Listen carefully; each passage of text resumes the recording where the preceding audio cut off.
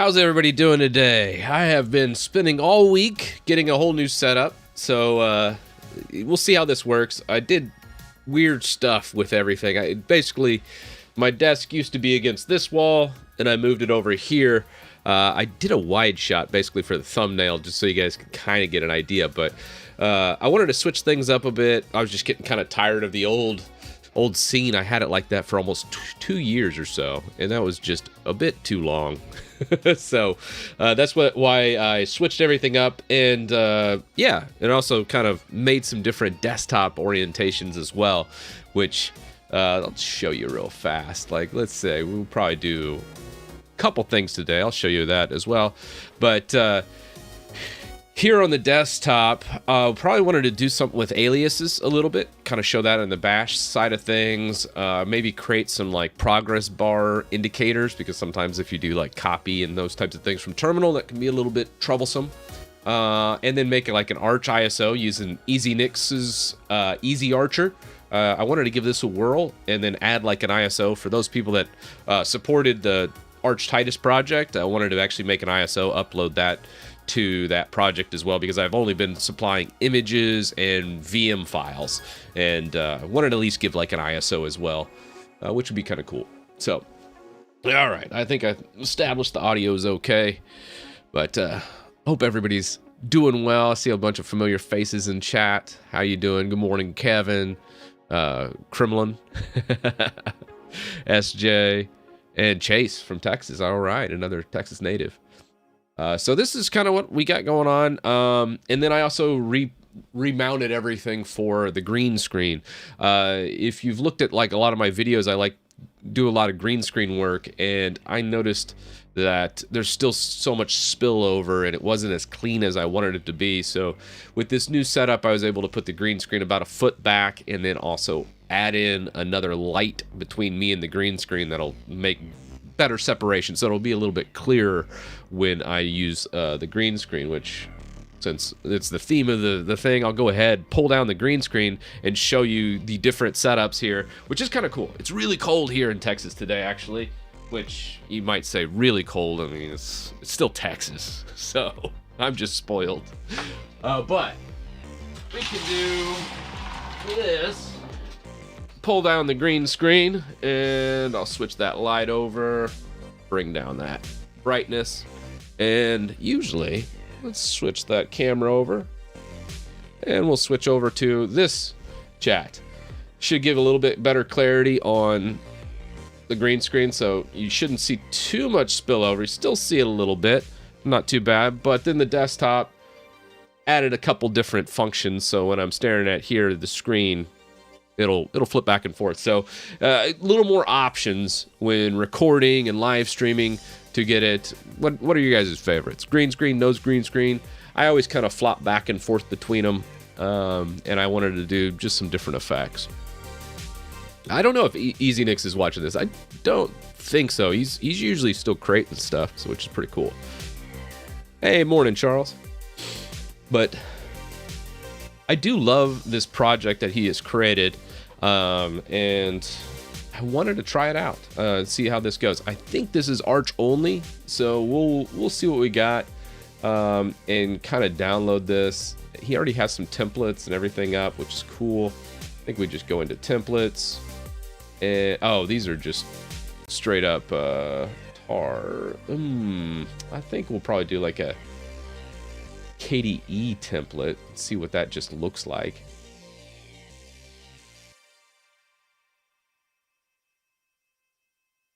Yeah, I mean, the one thing I would say for those that are trying to do Linux from Windows, I think that's probably the most common switch over, is dual boot. I think dual boot's absolutely needed. And heck, I still have different versions of Windows. Like usually I come into here, I like to have just like a Windows machine at the ready for mostly gaming.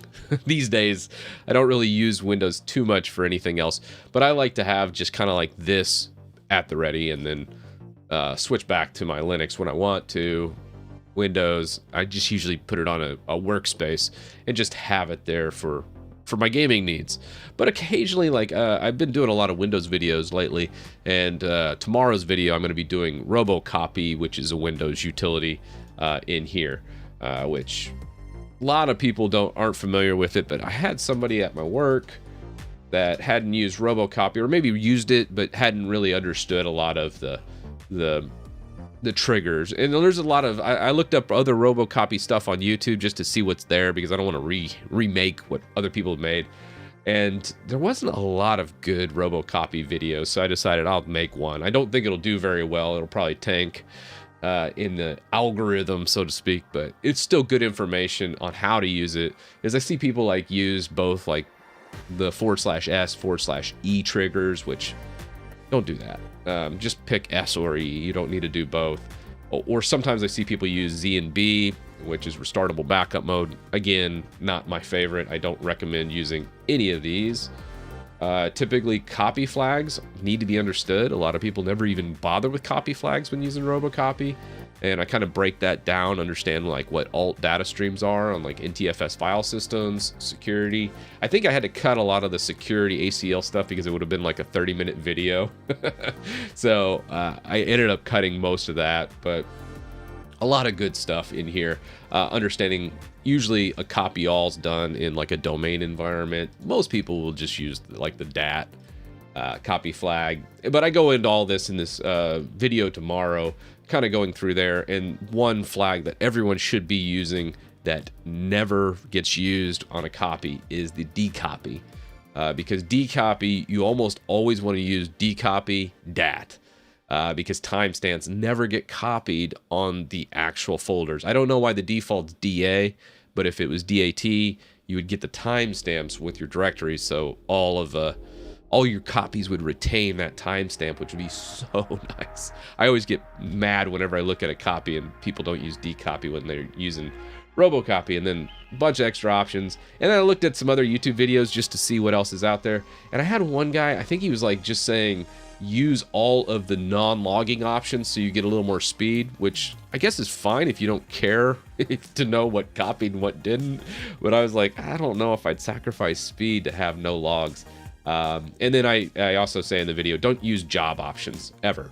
Mainly because I did a job option and it like completely left off the best flag in RoboCopy, which was multi-threading, which is the MT, which you can do threading, which makes this faster than your traditional, file explorer when you're pulling up these and you're doing like drag and drops, where you're like drag, drop, whatever file it is. But anywho, that's that. That's gonna be tomorrow's video, and definitely look forward to that. Oh, what do we got? We can come back to here. Let's see what this is on the KDE. Desktop environment right now. Shockingly, I'm using the desktop environment I hate the most, which is Gnome. I don't know why. I do know why. So for recording on Linux, I was using Xorg, but Xorg does a really, really bad job with high resolution monitors, like 1440p like I have here, and also refresh rates, and then mirroring those can be troublesome. Wayland does a better job of handling that scenario where you do these mirrors, and it'll automatically switch my resolution when it's detected. So if I turn off my capture card, just click that off, what it does is it kills what you guys see, and it immediately switches my resolution to my normal resolution of 1440p at 165 hertz. And then when I turn my capture card back on and it shows to you guys, it automatically adjusts my resolution to that 1080p. So that's something that Wayland has that I could emulate it in Xorg, but it was super hacky, and I was using shell scripts to accomplish it. And yeah, so I wanted to use Wayland, which is the new display renderer in Linux. And guess what desktop environment has it best implemented? The one I hate the most, Gnome. So that's why I'm on Gnome. I don't particularly like Gnome, but it's okay, I guess. I just hate how it handles extensions, and I'm just going to keep harping on that. But I am hopeful because System 76 is making a new desktop environment, and a lot of the functionality of what they've done with Gnome, which honestly, without System 76's contributions like Pop Shell and a lot of the things they've done for Gnome, I wouldn't use it. I would just be like, okay, forget it. I'm just going to go back to Xorg and just deal with it. But, you know, I'm curious to see what the future brings with that. So as soon as an alpha or beta is available, I will be putting that on my system for sure.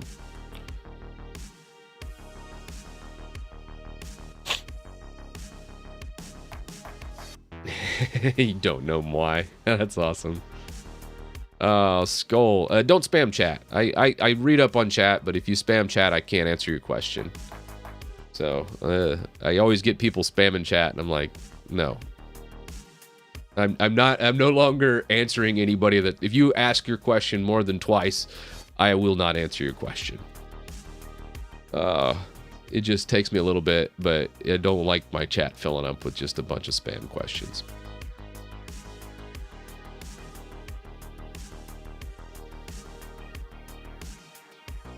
The capture card I'm using right now, I really like the Elgato Camlink Pro. If you're a Windows user and you're doing it on the production side, that's really good. I was using that, but I switched to Magewell. I had a Magewell card, and I wanted to try out and see if I could modify my switching, because when I'm in Linux here and I'm looking through a lot of my scripts and everything, I wanted a little bit better switch. And the Magewell, even though it uses a lower resolution of 1080p, I thought, hey, maybe this might be better because it doesn't support 4K.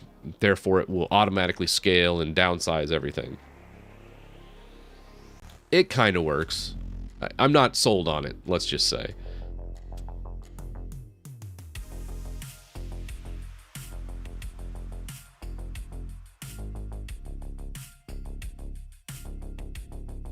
Yeah, and just to like, hey, when it comes to questions too, guys in chat, I have, let me see, can I take a picture?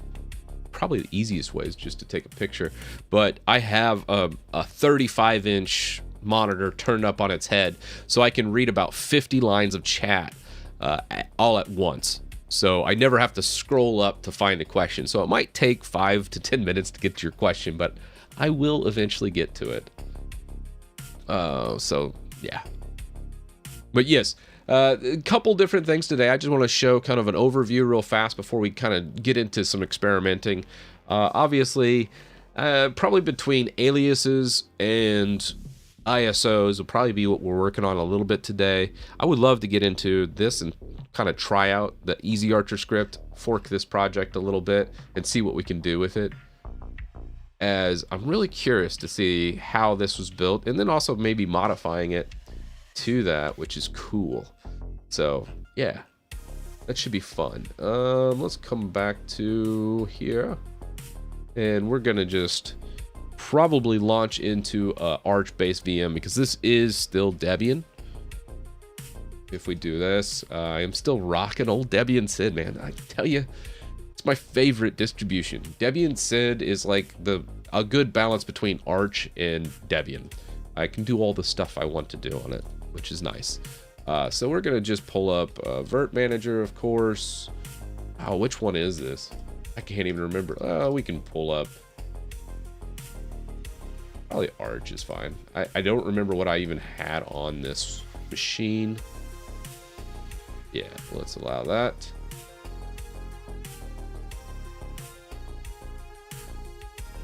And let's go full screen with that. All right, what do we? Oh, I think I put Gnome on this.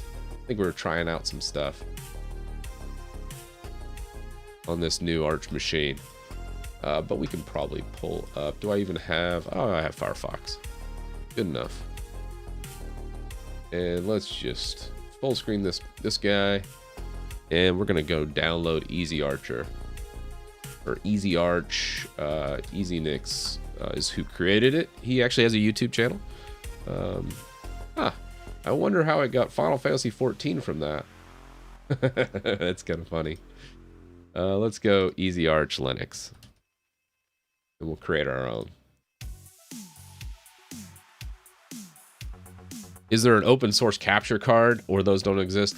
Magewell's pretty close. You can actually go ahead and put Magewell on any Linux install. In Magewell, they're really expensive though. So like the Camlink Pro with 4 HDMIs with 4K support is $320. I say I paid for that.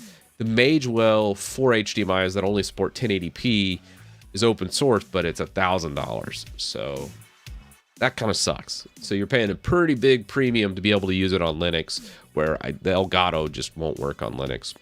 Kind of a bummer.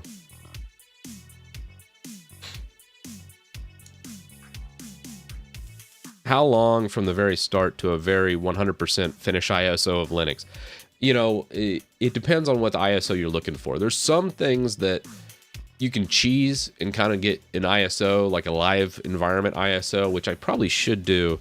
There was one, if you're doing a Debian-based environment, I think I saw it. It was, I think, System Back is what it was called. It'll work on like Debian 11, I want to say. I don't think it'll work on a Debian SID per se, but you could probably do like a Debian 11 and do something like this using System Back. It's a great way to make like your own ISO live environment. I probably need to do a project where I make a restore CD. So like for Windows users, for Mac users, for Linux users, you could use this live ISO to recover, let's say, change passwords on a system, or just for backup. Let's say the system won't boot. You could boot into the ISO and then back up your files using like Clonezilla or rsync, any of those. But System Back's a really cool thing where you can basically create your own live ISO, and it's fairly, fairly good. It's just you got to make sure it's compatible. I think this is last updated, like I said, with Debian 11 or Debian 10. I can't remember exactly what it was, but that's a good way to probably start it out with. For today, we're going to try and do an ISO respin using EasyArch, and then maybe change and customize it, put like our own branding on it, and then just kind of say made by EasyNix's EasyArcher. Try and give some credit where credit's due to him, because I think it's pretty cool when you make projects like this. Which, when was the last time this was updated? Probably a good thing to look at. Yeah, really recently. Look, that was, oh geez, 6 days ago or 8 days ago. Yeah, that's really good. What is your live streaming computer operating system? For a lot of my production, I'm using Windows because I use a lot of Elgato products. I have a lot of the Elgato lights in here. I actually have 3 different Elgato lights, and then I have the Streamdeck, and then I used to use the Camlink Pro, which was Windows only. I could probably switch out most of that and then custom code like the Streamdeck using, I think it was, Streamdeck has one project. Let's go Linux. Can't remember. I think it was Streamdeck UI, but I think this was abandoned. I ended up moving everything back. Let's see, where is that? Let's go to the GitHub. You know what? There's some fixes here. 3 months ago, 4 months ago. I mean, not a whole bunch of work in it, but there's a good bit of contributors. But a neat little open source way to interface with the Streamdeck. I will say, using this, a lot of the functionality of it wasn't great. And what I ended up doing was assigning keys with the icon, like you see here. But instead of doing commands, and it wasn't grabbing like a lot of the hotkeys, I did everything through scripts. So this didn't do a very good job with focusing of windows, where if this window wasn't selected or whatever it might have been, to switch between them and change the scene in OBS. And if OBS didn't have focus, the hotkey wouldn't work. So what I did was I made a script, SH script, and then I think it was Xfocus or something like that. I can't remember. It was an X application that would grab focus to OBS and then run that script with a push of a button on your Streamdeck. Interesting, but again, it was a little too hacky, and I very much preferred the Windows counterpart, obviously, made by Elgato with all that software, because it just interfaces so seamlessly and it works really well.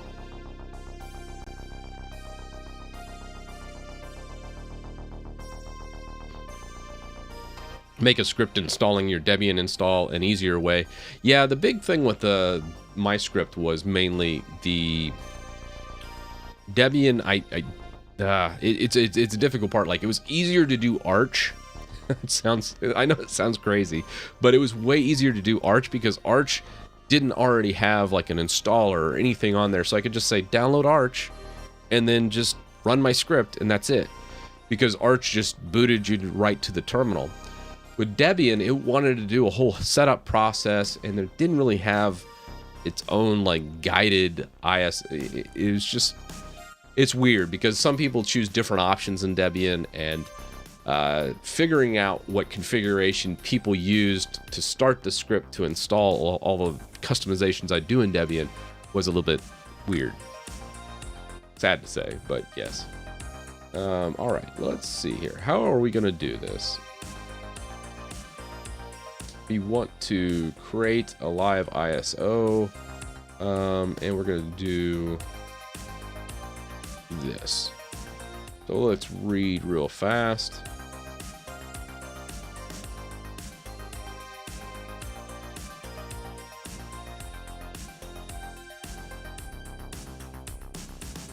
Ooh, you know, this script's wanting to use, hopefully it'll do BIOS and UEFI. So we have legacy and new age boot, but we'll see. And this already has that. And if you look, oh, I'm already, let's come here. Let's come over to here. What was that? Downloads folder. What was in here? Let's take a peek at that. I think this was already set up for EFI, which, you know what? I might just take this and run with the Arch Titus side of things because I did want to make this ISO. So we probably will just extract this over here and then we can test it out on that VM. Man, I need to clear out my downloads, I tell you what.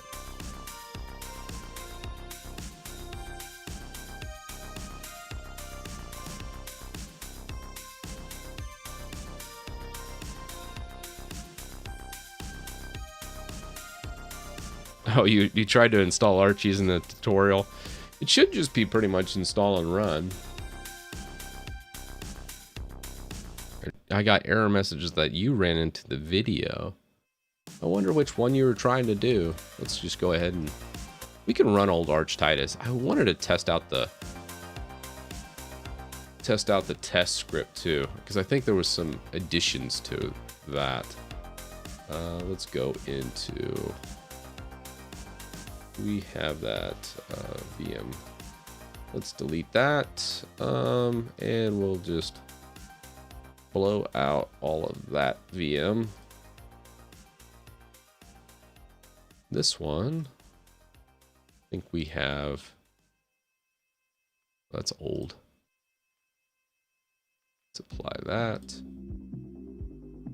Boot options, and we're just gonna install that script. We can run it again. We'll just take this guy.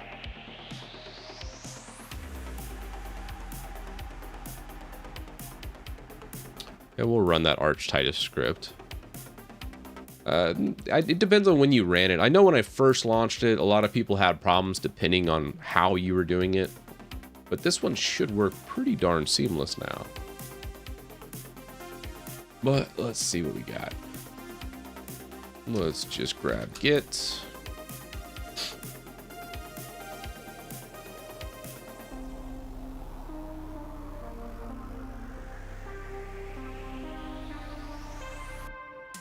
What got you into your job and making projects and other things you do? I've always loved technology.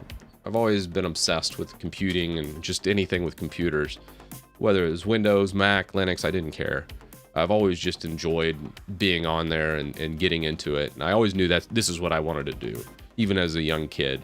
Like, I remember the first computer I got on was like, I don't know, I might have been 8 years old on like an 8086. It didn't even, I don't even think it even had an internal hard drive. I think it was just 5 1/4 floppies. And I don't know, I just always loved everything with technology and just computing in general. And that's what got me into it.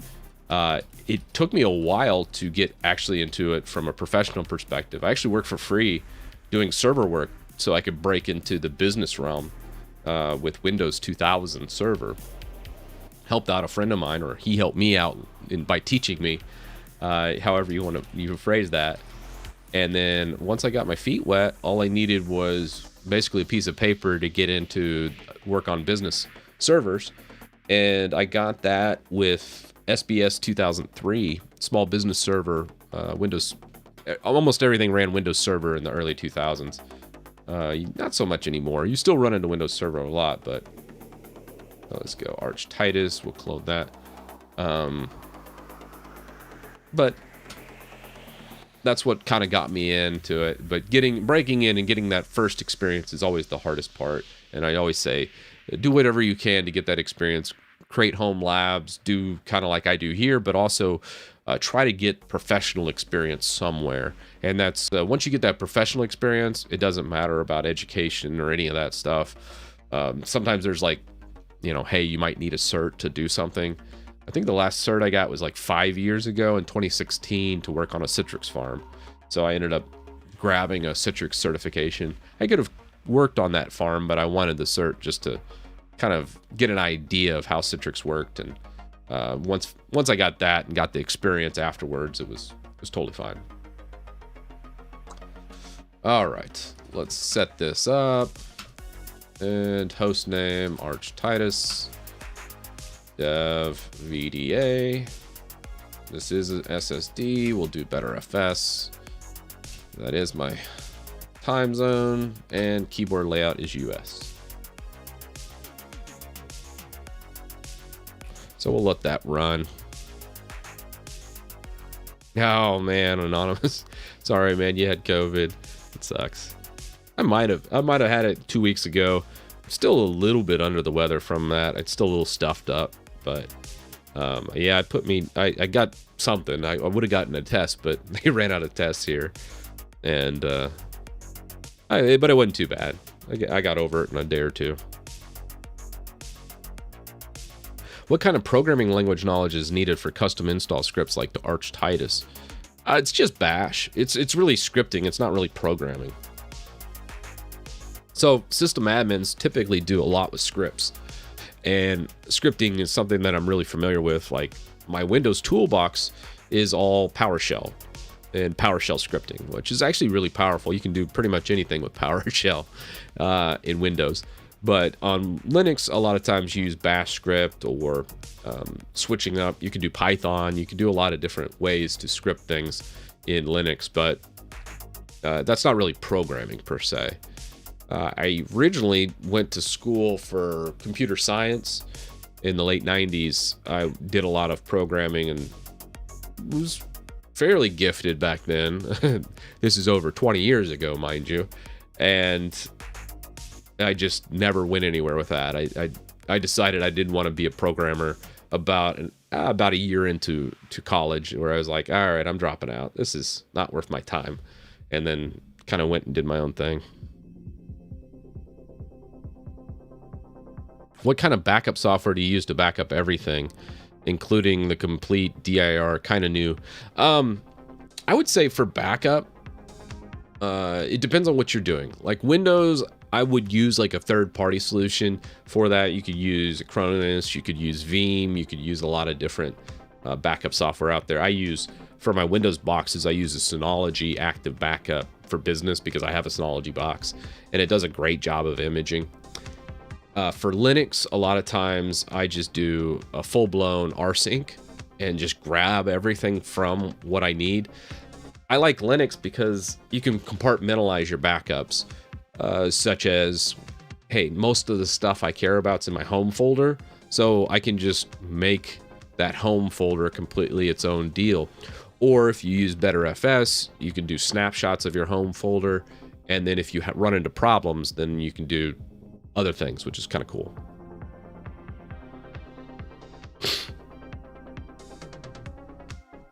But yeah, rsync for Linux, or if you want to just do it all local backups, what not recommended, but at the same time it's nice. You could use like time shift. I did a video on time shift in Linux, which is nice as well.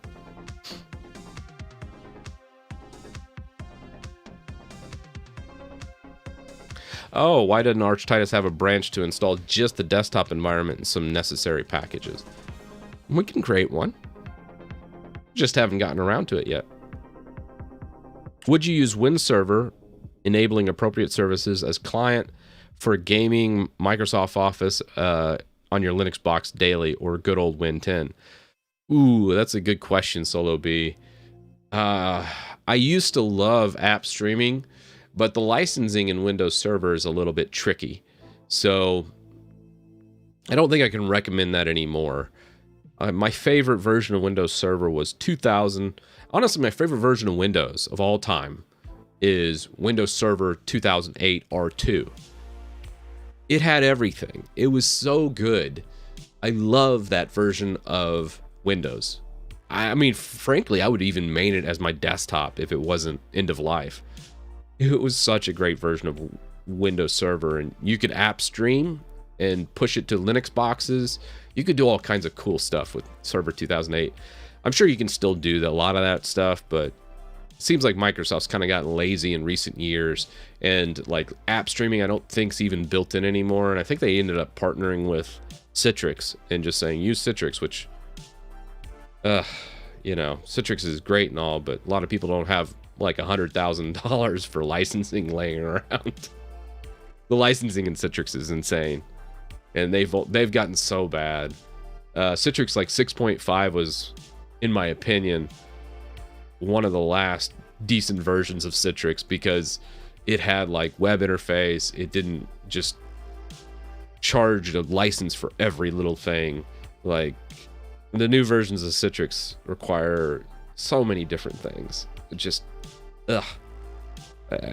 just like NetScaler for like the front end, and then you have Studio, and then you have all these Zen apps, Zen Desktop, which now is rebranded. Oh, it's just a mess. I digress, though. To answer your question, probably Windows 10, and then just mirror it. If you're not doing like a bunch of people tying into it, just do what I do with like Moonlight, which I have Moonlight over here. Do I? Yeah, this is Moonlight right here. So I usually just tie into here, and then I'm like, okay, I'm in Windows using my Moonlight box. It just kind of runs in the background. So if I need to play a game, I can just play it directly here. Or if I need like Office or some type of Windows line of business application, I can do that. So, all right, so that's installing in the background. We can come back over to here. I did want to look at this. Let's just take this down. What do we got? Want to say, let's see what this script does. Live tour, easy archer. So we'd probably just change this to Arch Titus. Password right here. Let's change it to something super secure. My username. Let's just call this user. Keymod. Should be fine. US. Run as root.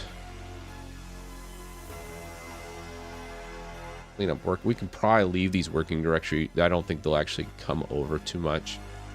And let's see if there's anything else in this script. I'm just looking through. Cloud init, add Bluetooth. These are all script changes, so that's fine.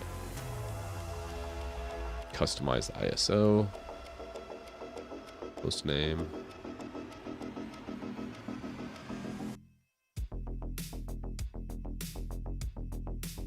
And then run functions.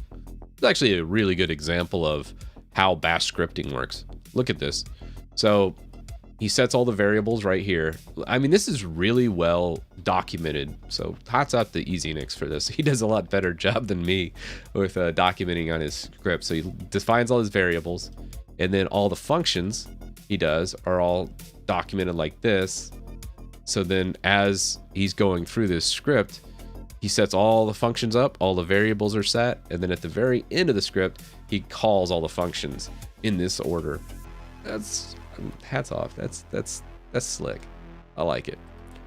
And now let's open up our packages. This is the packages that he has installing using that. So what we can do here is grab Arch Titus from here, and I need to grab that.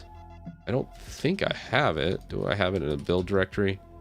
I don't. Let's clone it, and then we will grab our packages from Arch Titus.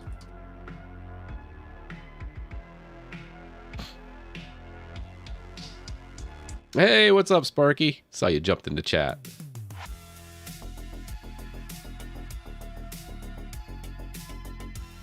Would you recommend installing a distro on a low-end laptop with 8 gigs as a daily driver like Lubuntu? Yeah, I've used Lubuntu actually with a 2 gigabyte RAM netbook, which was awful. It was like the worst Celeron processor with like 2 gigs of memory, and Lubuntu worked just fine. If you don't want to use Lubuntu, you could always use Peppermint, is also a pretty lightweight distro, which is also very good. Or if you want to go a little more advanced, you could do like an Arch, like a server-based Arch install, and then do OpenBox, or just a straight up tiling window manager. You could run one of those on like a potato and it would work great. Would you use Git as a backup system for a web server?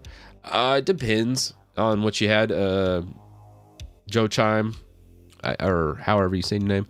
Hey, that's that one guy from Final Fantasy 11.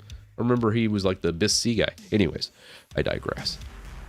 Yeah, using Git as a backup system, I'm not sure. I would upload like my config files and stuff there. It's always good to have. Plex or Jellyfin? Plex. Mainly because I was a lifetime subscriber back when it was first released. It was great.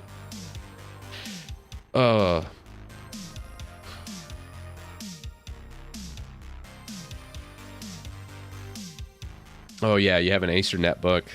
XFCE might be a little too heavy for a netbook. XFCE is about the same as KDE in weight, so it's a little heavier than a lot of people make it out to be. Git is not a backup. It can be a backup for config files, but not like a full backup for sure. I don't know, is Peppermint? It's been a while since I used Peppermint, so I couldn't tell you. Let's come into Titus, downloads. Oh, not downloads. Let's see, where would I put that? Was it build? Yeah. And then let's grab our packages. Package files, here we go. So these are all the package files I'm using. And then I think we can just replace all the ones in here. Might leave all the calamari stuff though.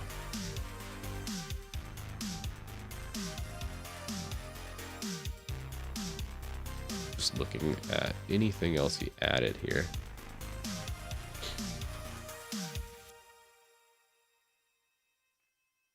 Pipewire. I don't think I'm using Pipewire on my stuff.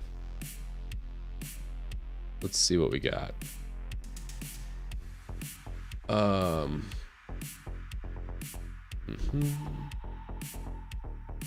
That should be fine.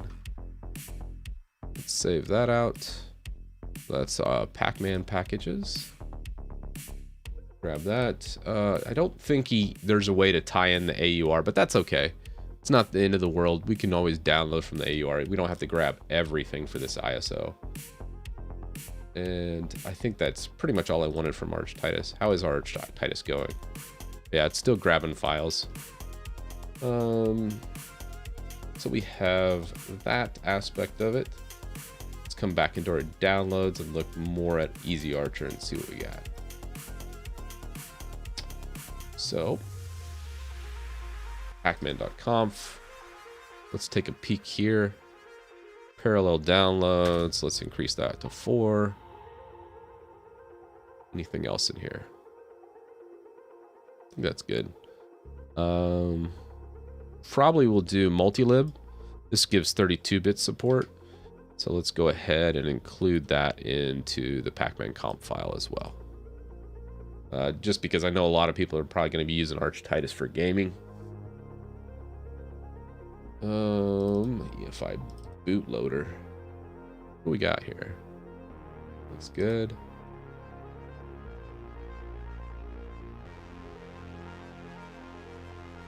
All that looks good. Just going through each directory, seeing what all changes he made. This is in 2 spots, but that's fine. And multilib looks good.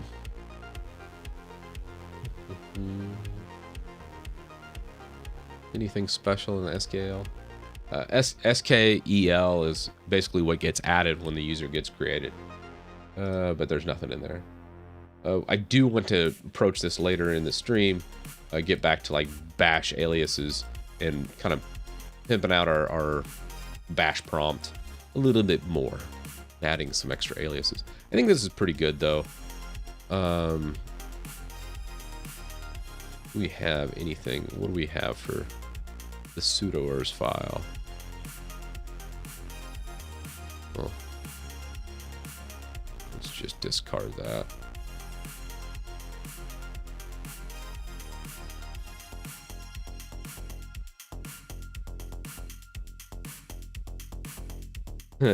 Start calling Celeron celeries. Yeah, they're pretty bad. Ugh. Did you use Darks 2 version? I haven't used Darks. I don't even know what that is.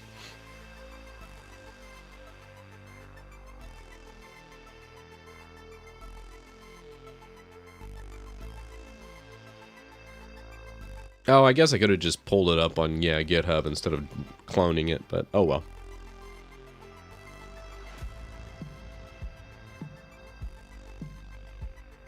Oh, yeah. Well, thanks, Zero. Yeah, when it comes to Linux and Windows, I mean, that's the thing, is I always just kind of tell people how it is. Nothing wrong with that. No reason to sugarcoat things. So, I mean, I use everything.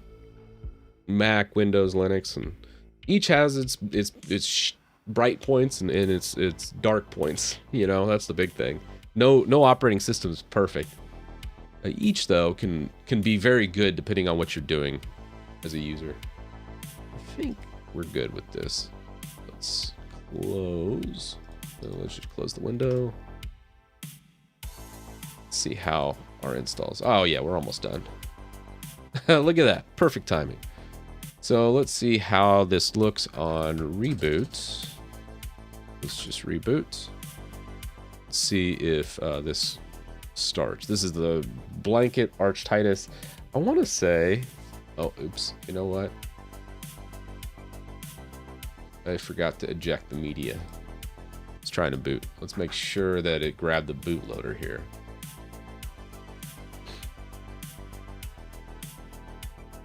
Alright, does look like it grabbed the bootloader. Let's see if it gets past this. I want to say it's trying to... It might be like a graphic... Oh no, it worked.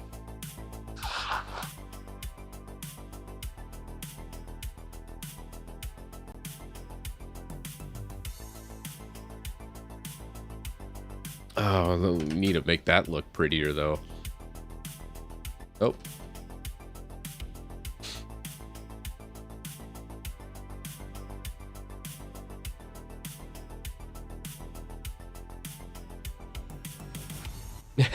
Perfect as Temple OS. I mean, that's pretty wild that he created all of that by himself. That's pretty wild. All right, so this is Arch Titus. What is the display? Which, let's go full screen with this. Give me display, please. All right, well. Do we have settings? And let's look at the display. Display monitor. All right, give me 1080p, please. Perfect. Keep. You know what? I could make this a little bit bigger if you guys want, chat. Do a little bit of scaling. What's the scale? How is fractional scaling on this? Let's go 125. Let's just give it a little bit more. Restart to make effects. And then one more thing before we go. One other change. Let's make that login startup shutdown. Auto start. We could do a start in screen. Or you know what? Let's just. Okay, yeah, I did all that. That's good.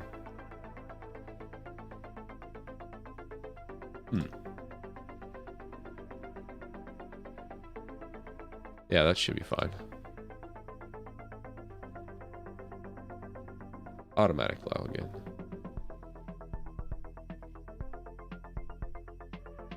That was weird. Okay. So now I'll just forget the login screen.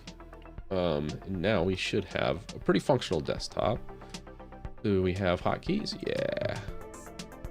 Oh man, I need to show everybody the tiling, like replacing kwin, or actually I think there's a kwin script for a lot of the tiling, and it works really well, surprisingly well. Let's go SYU. See, make sure we have everything. Yeah, that works out good. So we get out of here, come back to our session. Let's see what we have. This version should be pretty good. Where do we want to put this? Let's just take this and let's do like a git init from here, I think.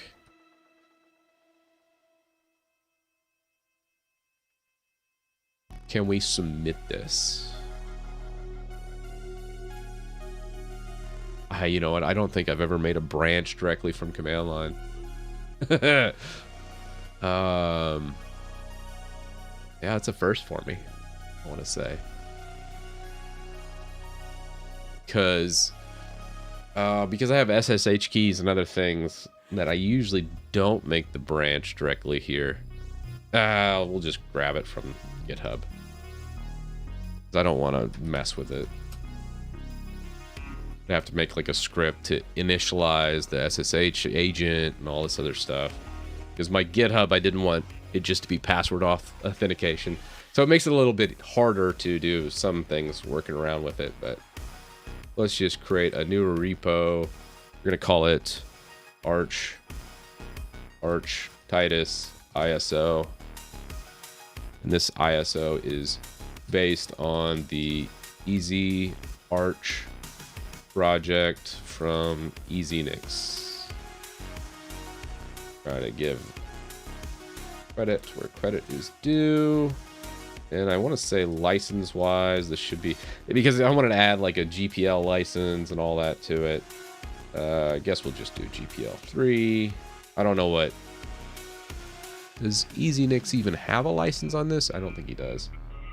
Oh well. That'll be fun. So let's create Arch Titus ISO. Great. What am I missing? Maybe take that off. I don't need to get a nor right now. All right. Clone. You know what? Let's just come into the build directory. We'll do a git clone. Ooh, you know what? I want to say, let's not do it this way. Let's do it through GitHub Desktop. Like a crazy way to do, but let's see. Arch Titus ISO. GitHub Arch Titus ISO. Okay, that's fine. Then we have that.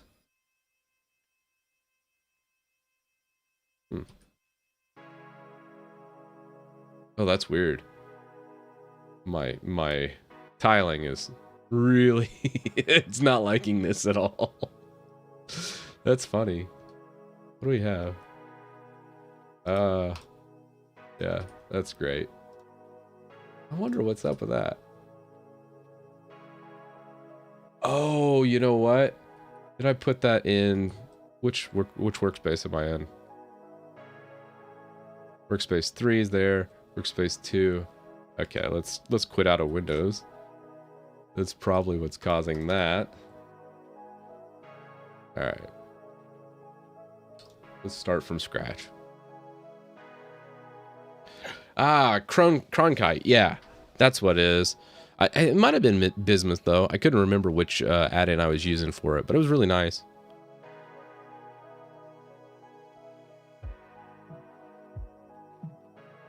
Weird question, and probably the wrong time, but do laptop SSDs need to be cooled in any ways? Do you cool yours, or are they fine without anything else? That's actually a pretty good question. SSDs, specifically like I'm thinking of like the 2.5-inch SSDs, like the Samsung Evos and Pros. Those don't really need any kind of cooling. I've never seen them run really that hot.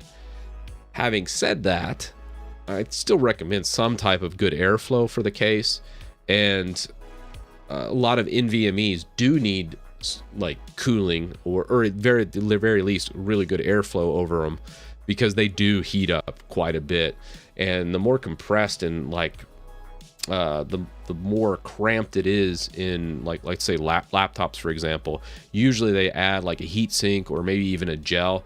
It's not like a gel, but it's I don't even know what you call it, but it basically helps spread that heat out or transfer it away from the processor on the NVMe drive. So NVMEs absolutely need some type of like passive cooling, usually some way of getting that heat off the chip. Unless it's on like a desktop case with a ton of with a good airflow, then no, probably not. Some people still toss like a little heat sink on them, but you know, that's just my thoughts on it. And honestly, traditional hard drives, even spinning platters, having good airflow is important. It will reduce the lifespan of a drive if it runs too hot.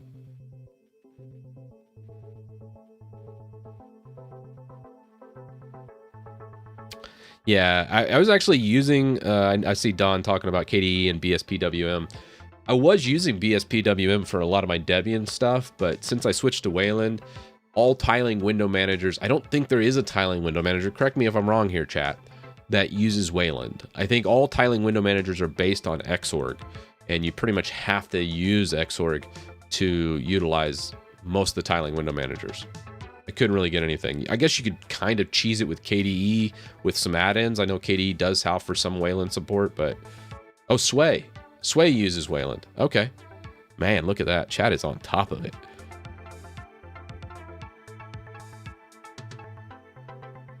Man, I might need to look into Sway, because I really do miss tiling window manager.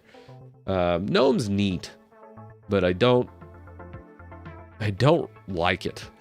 I just really don't like it. It does work though. It's functional.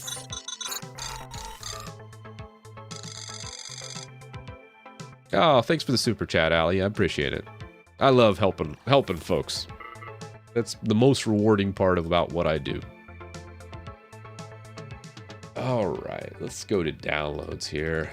Grab that, and then we're gonna upload this to that build project, and then we're gonna try and build it in our VM, because this is not Arch based, and I'm pretty sure this is requiring Arch to run. So let's go home, I think GitHub, Arch Titus ISO, and we'll paste that in here. And then let's change up the README file a little bit real fast before we do this. Easy Archer from Easinix. And then let's leave a link to his so people know where I got this from. Always want to give credit to those geniuses out there that did all this. I want to say it was a Sourceforge. Yeah. Which I want to say No. I think it's just easy arch is what I wanted to do.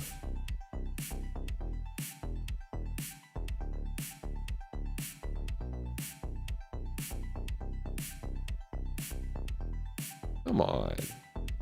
Is this Brave Search? Is this why it's so bad? Yeah, it's Brave Search. All right. I don't know why. I would love not to use Google for my search, but I tell you, every time I do it, like, look, let's just pull up Google. Go easy arch Linux. I don't know how Google does it, but they always like figure out what I want. Like they read your mind. And every search engine other than them just can't do that. Maybe it's all that privacy invasion they do.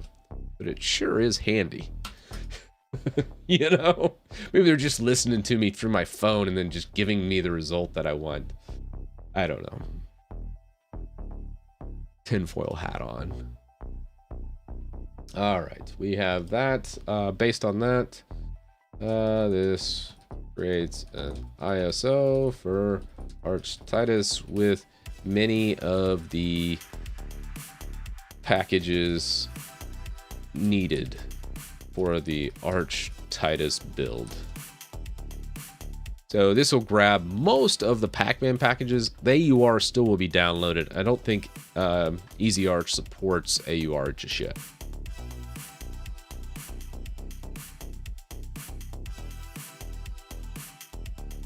Try Start Page. Oh yeah, I'll give Start Page a shot. I thought Start Page got bought out by like some malware company though.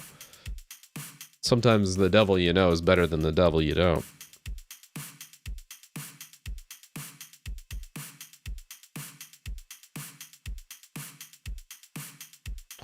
All right. That should be good. Let's do R. Submit. And we'll just do initial push, initial commit for the Arch Titus ISO project using EasyArch. All right, that's there. Now let's come back to our little VM and work on building this, right? I want to add that tiling window manager here. It might be something I add to Arch Titus as well. Let's see what we get. Let's just skip all that. Let's do... where am I going? Cronkite, I think is what chat said. I'm spelling that wrong, aren't I? There we go. Yeah, this is pretty old. Last release was March 2020. Let's see how it does. Download this, install it through system settings. Do we even need to do that? I think we can just go... What is it? Plugins?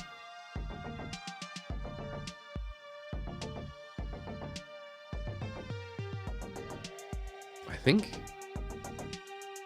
think you can just go for window manager scripts and just grab it directly from here. That's one thing I love about KDE.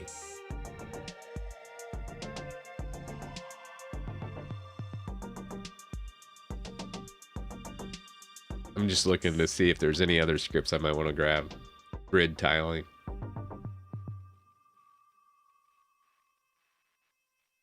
Dynamic works. There's some interesting ideas here for desktop usage. There's Cronkite.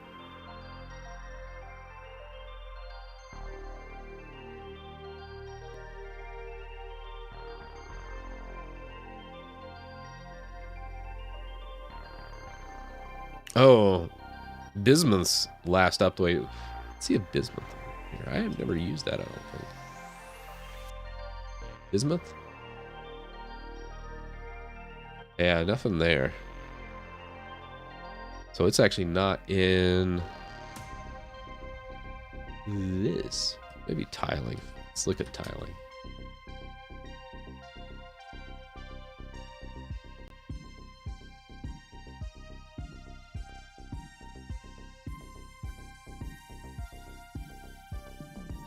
Yeah, I don't see it on there. So, oh well. Let's enable that. Apply. Perfect.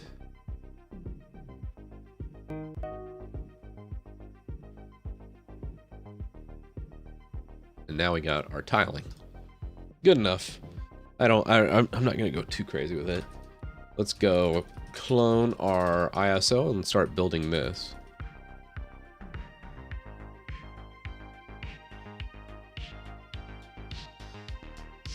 And we'll try to, we'll just run the script and just see how it does.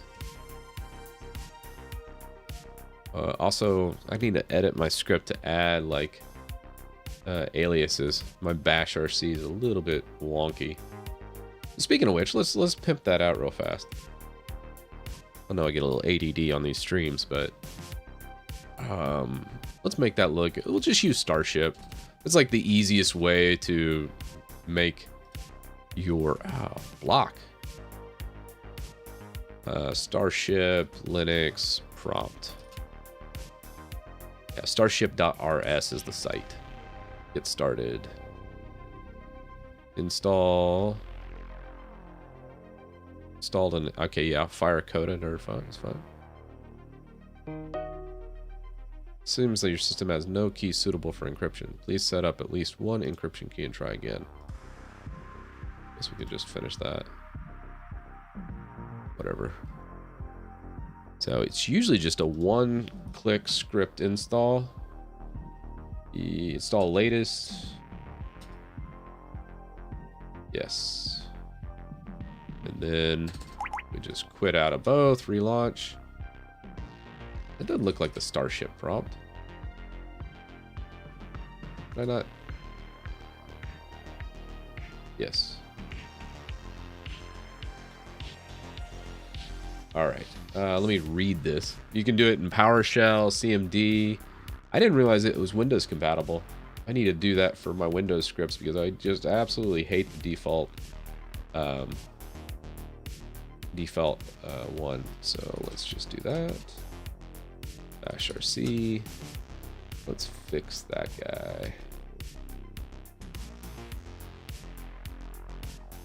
All right, source bash RC. Yeah, there we go. I gotta fix this too. Bugging me.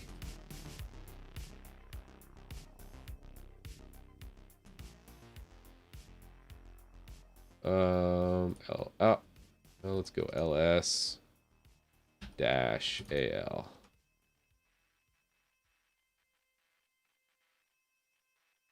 I have to have my LL. I gotta have my long listing. I always hit that like every time I'm browsing. Okay. Getting back to our Arch Titus ISO, and we're gonna try and run steps. Let's go ahead. What about that profile def? ISO name.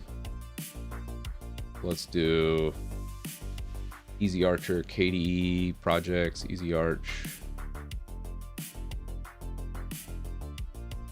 Let's see. Do we want to do a rebrand here? Probably. Let's just do substitute of everything. We'll do Easy Archer. And let's just call it Arch Titus. G. Oops, did I do that wrong?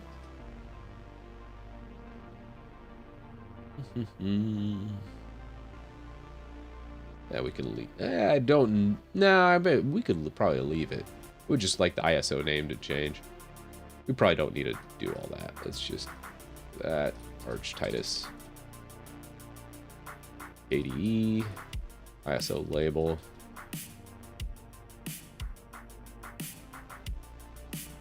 And ISO publish. We'll leave all that the same. And I think everything else should be fine. Does it need profile def? We might be missing some dependencies here too. All right. Let's see if it grabs everything we need. Let me catch up with chat here. In October 2019, Privacy One group founders may okay. Huh. All right, that's good. At least it adheres to some privacy laws for start page. Alias please equals sudo. That's great.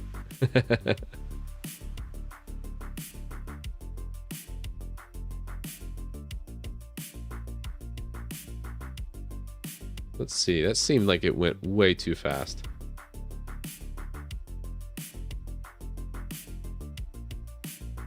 Easy Archer. I don't think that worked.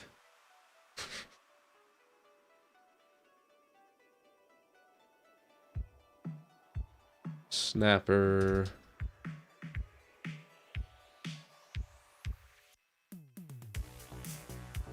Let's do the README of this and kind of take a peek. I think we're missing a vital step here. Let's go Easy Arch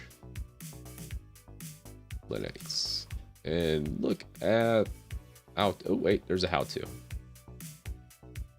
Boom. funkySpaceMonkey.com. That sounds like a cool site. I like it. All right, download Arch Linux, bootable, boot to drive. Download the Easy Arch script.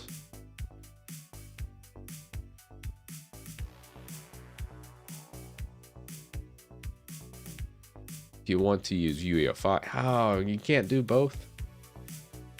Kind of need the ISO to do both. I guess we could just do BIOS, and most folks are going to be using the ISO. We'll do legacy anyways, but yeah, we'll see on that.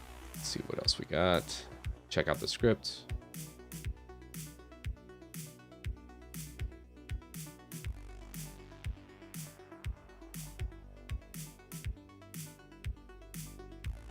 Oh, that's cool.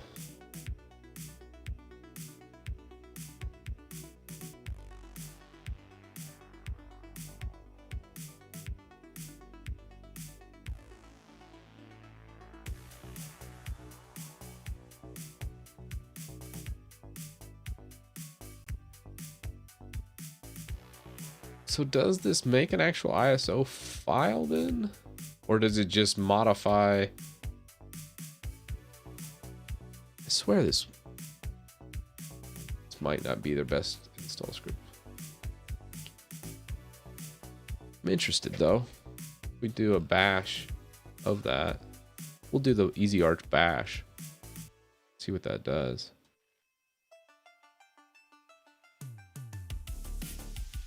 Really? It's interesting.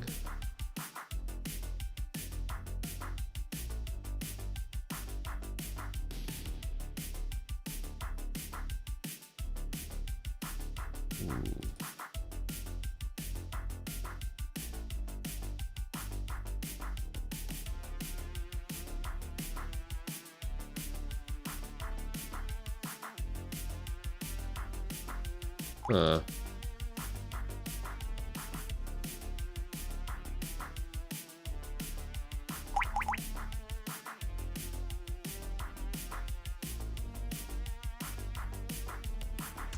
All right. Said the project file and location was. Oh, this is EasyOS. Let's go back.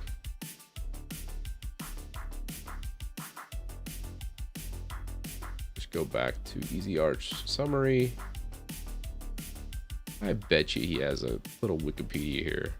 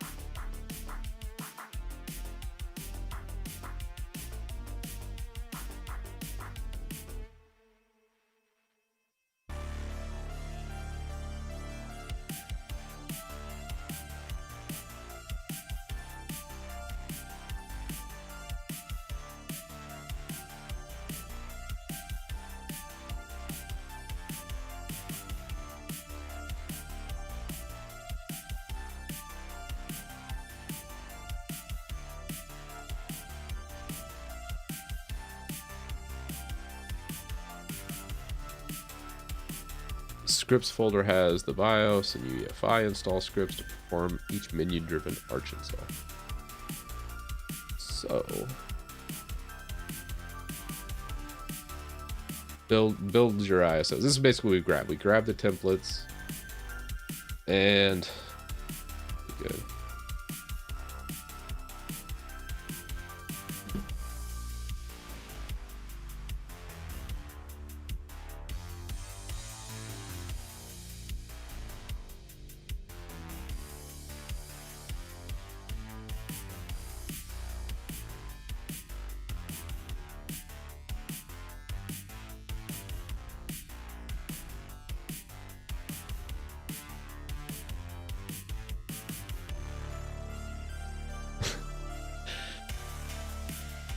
Oh, my wife's in chat. Did I miss the studio reveal? Kinda. I should have taken some shots of the studio on the start of the stream. But I will say the green screen works out really well. It no longer has that green hue behind me, which is awesome. Love you though.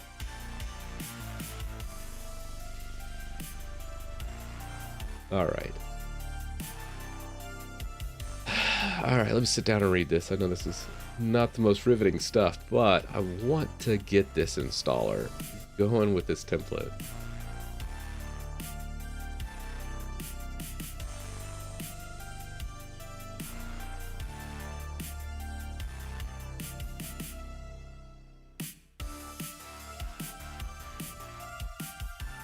Okay, the steps creates the build folder. In this case, easy reling, it runs the make arch ISO script to produce the ISO image.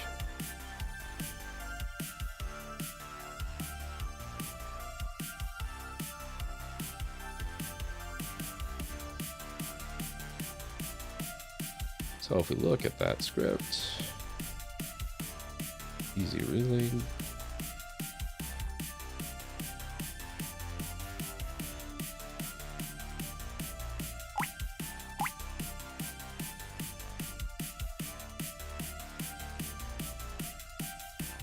Yeah, I must be missing something there. Where can I find this music? It's on streambeats.com. Sparky. I know. I don't know how she puts up with me.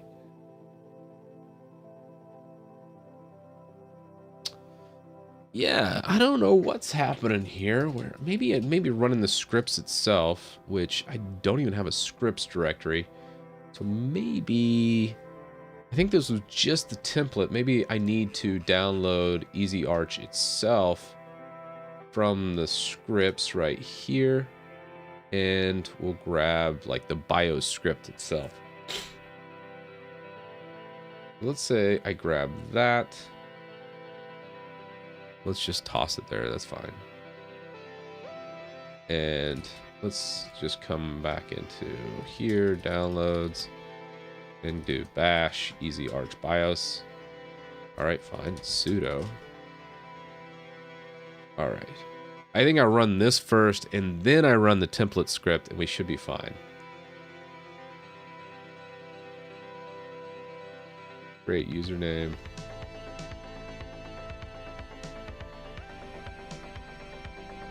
So does this... Oh. Okay. I almost want to cancel this and go back.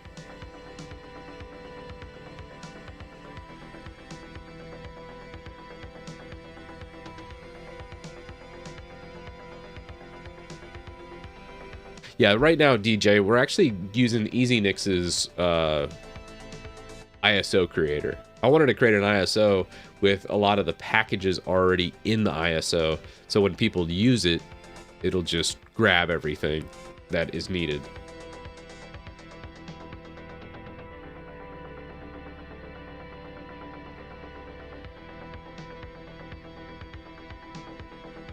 Yeah.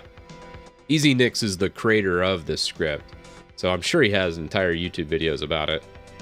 I'm just trying to read it and then do it kind of shooting from the hip here. I should have probably done a little more research on his project before just trying to grab and run it. It's interesting, but we're gonna get going.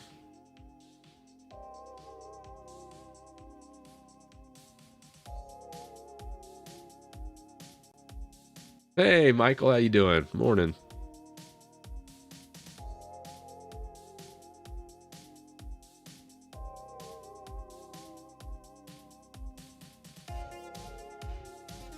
Have you tried Arco Linux?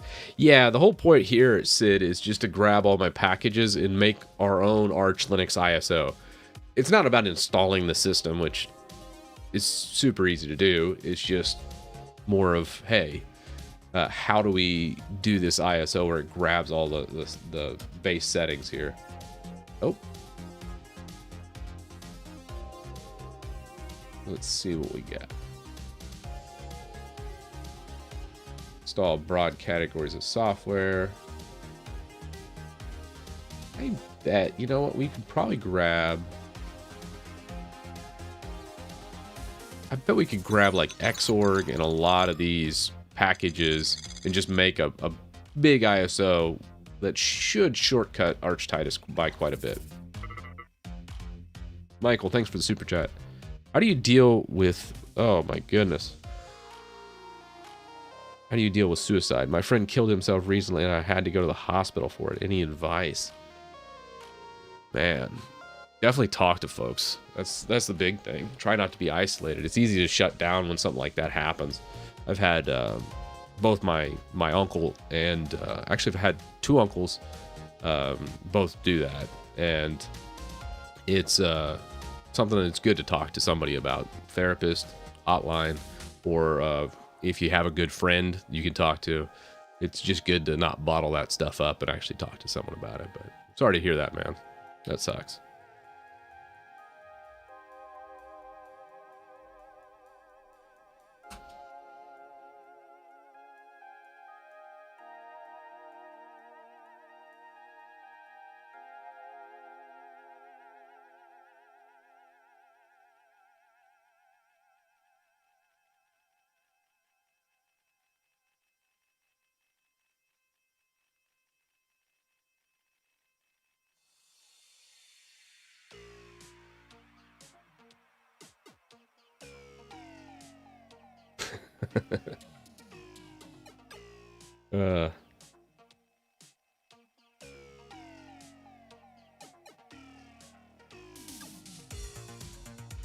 So what I think is happening here is it should be making everything in the M&T folder, copying all our dependencies, grabbing a lot of these packages, and I think this should shortcut our ISO after we create this.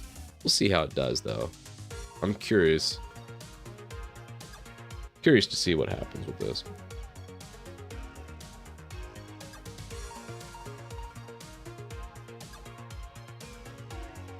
Right now, we're just trying to build an ISO. I do want to get to aliases too. What time is it?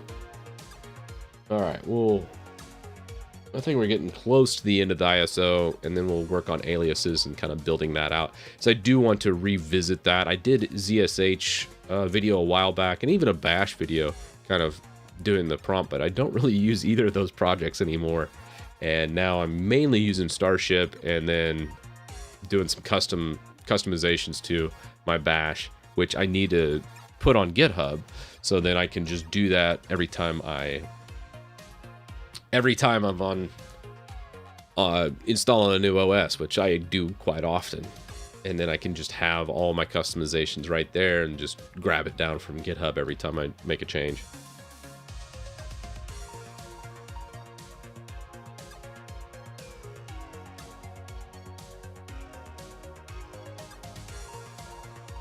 Yeah, we actually added, for Arch Titus, we added Luke's support and UEFI, and I can't remember if I put LVM in there or not.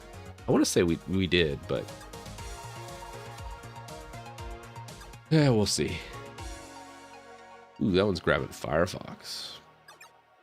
That's just fine. Wonder how big this ISO. I bet the ISO is going to be about 2 gigs.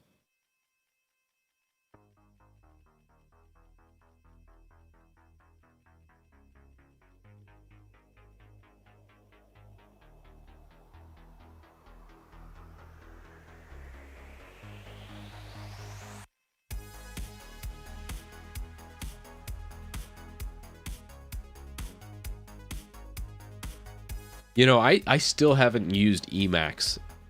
It took a while for me just to get into Vim. And then I got into Vim, and I really love Vim. It's going to be hard to pry me away from Vim now. So I've pretty much gone full Vim fanboy.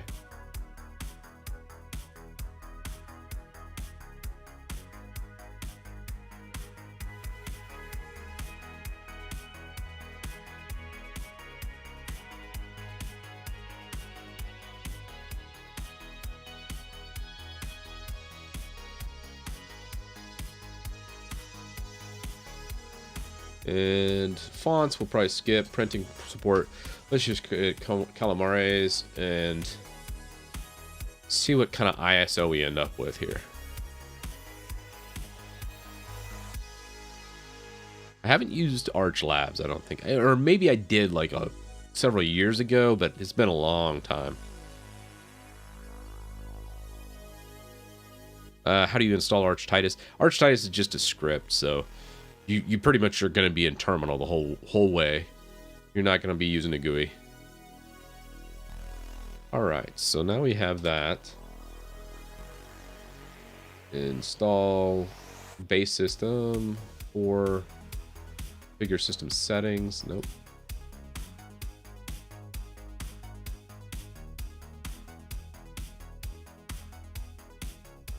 Install broad categories of software. I think we just did that. Choose desktop. And I want to say just Plasma should do it. I just don't know how big this is going to be at the end. And if even if it's going to do an ISO for us, I'm curious.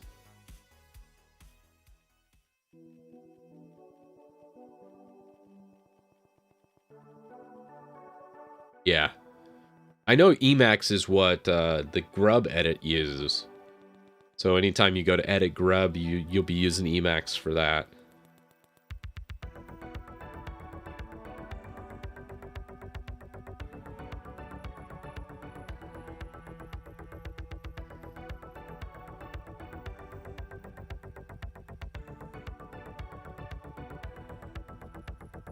Oh yeah, I do need to, Kim, I do need to make a video kind of how I did a lot of the setup and a lot of the redesign of a lot of this stuff. Every year there's some, I like to switch things up a little bit and kind of like do a little redesign of the studio and figure out where a lot of what's slowing me down. And also just think like quality of life things just to make me, sometimes you got to have a good, you got to be feeling good about your work environment. It's hard to do work when you don't enjoy where you're at. So that's pretty much where I was getting to. I was like, okay, I got to change something around. This is driving me crazy. And I think it's been like 6 months since my last redo of a lot of my OBS and all that stuff. So I do like this new setup. It's a lot more open in here, even though it's a really small room still. Maybe in a couple years I should be able to move out and get its own little spot somewhere. If not, I'm content with what we got here too. All right, and then I guess just install. We need to choose a device. I guess SATA disk. Yeah. 7.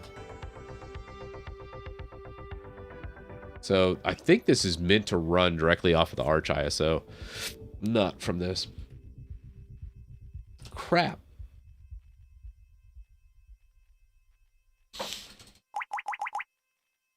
So how the heck are you making ISO with this? I'll have to look it up afterwards. I'm done with it though. I'm not gonna waste any more time on it. I'll just shut it down. I'll have to watch EasyNix's video on how he creates an ISO with it because I'm not sure. Instructions unclear. I'll definitely circle back around. All right, close those out. Let's work on our bash script a little bit because this is something that I've been meaning to do and getting things a little bit better here, and then submitting my own bash script back to like GitHub and doing our own bash RC. Maybe doing a gist, maybe not a full-blown project on this one, but let's append 0, expand this out, get a decent history size. Where is history going is another thing. I think we should be fine there. Color prompt. Here's some things. Probably doing a little bit. You can see some of my aliases in here. We got path, RM, trash, reboot, automatically add systemctl to it. If I want to reboot from there, that's fine. Really basic functions. LLs, human readable. Let's see what else we got for bash prompts that we can add. So let's go bash. Let's just look at other folks' bash RC files.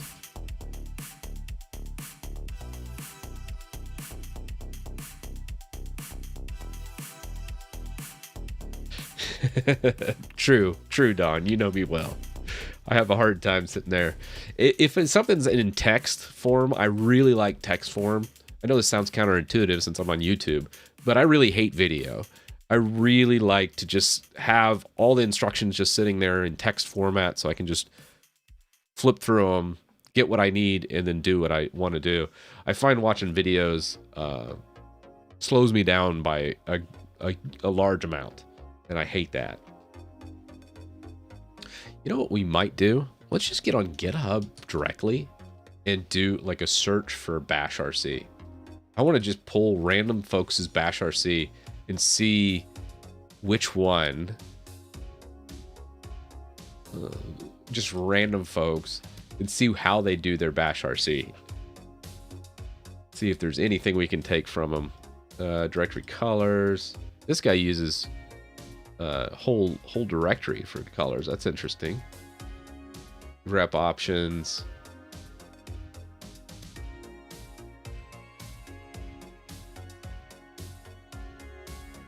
Bash RC from Arco Linux is the best. Let's take a look. Arco Linux bash RC. There we go.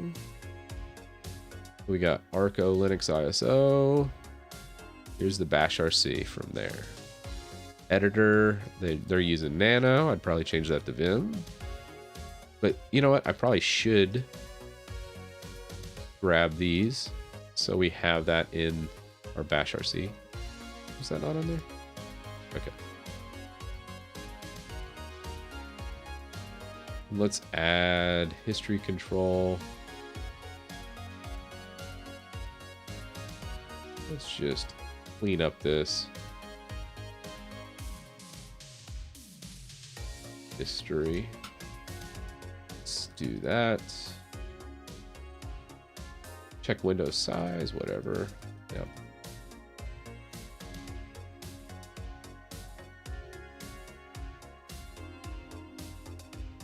Make a more or less friendly non-text files with less pipe.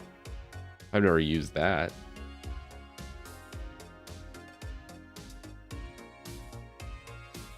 Sure. Set variable identifying chroot. That's not really needed, but we'll leave it. Fancy colors. Oh, you know what?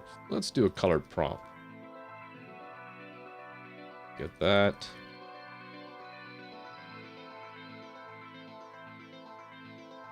That's fine.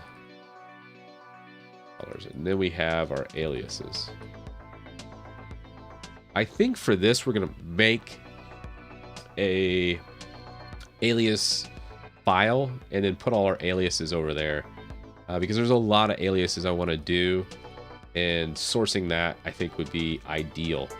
Now, I want to say, do I have a ZSH here? I don't. But I have an old ZSH project that had a whole bunch of aliases. I'm going to go ahead and clone that.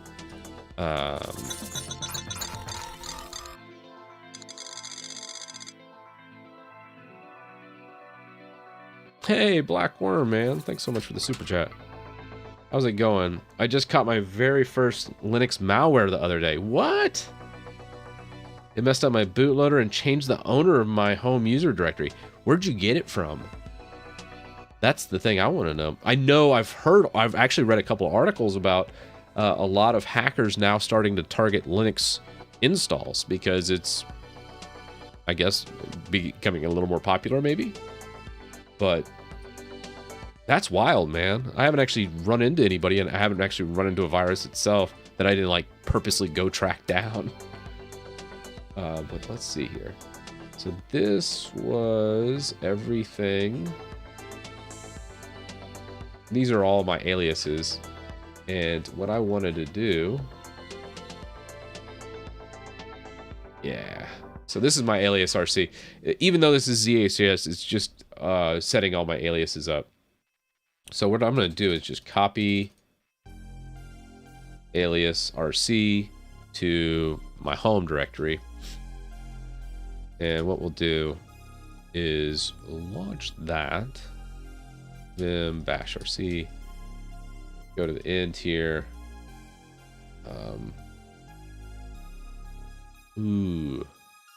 Untar. I needed to run into that. You're not sure how you got it. It just happened. Wow. Probably GitHub scripts. You would think out of anybody, I would be the one to get it because I get all kinds of stuff. But then again, I don't really go too far off the broken path except for looking at open source stuff, and probably got to be some kind of script you downloaded. It's wild though. I think I was trying to do like a PV untar. How was that working?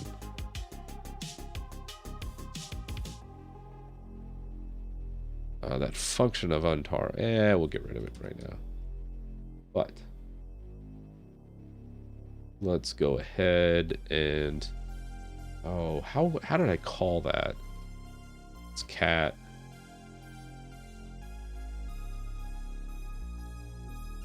What was I doing to call that? I think I was just sourcing it.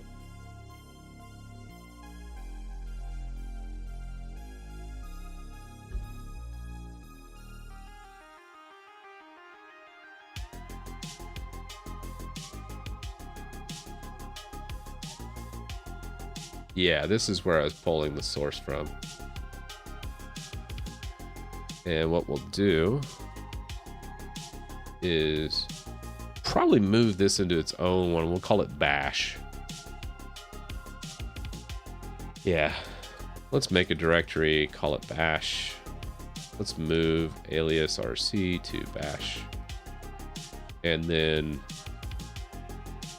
let's come into RC and move to the bottom of this file.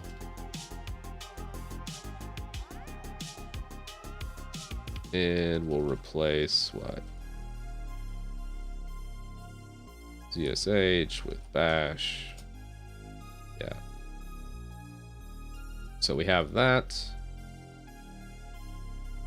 And that should load our alias RC file. Let's grab these. Vim bash alias RC. And what I'm going to do here is just look for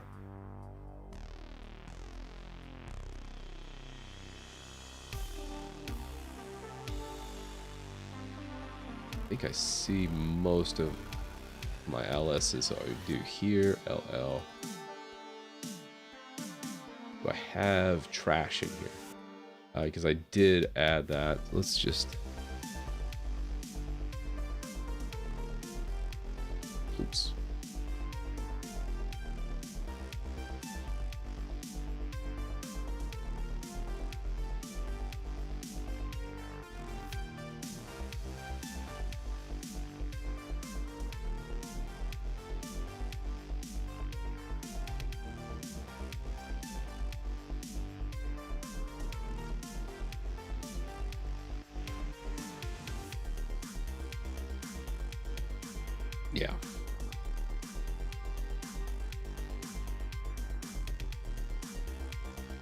All right. So this is the new one. We got tail. We got aliases for head. Grab all those. Just making sure I have find directory, FF for find file, and it just does it in the current directory recursively. H for history. Some cool little aliases in here. It's been a little bit since I've used a lot of this.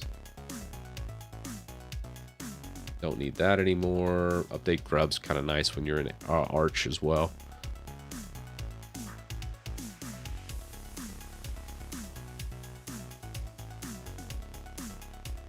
Oh yeah, RMRF.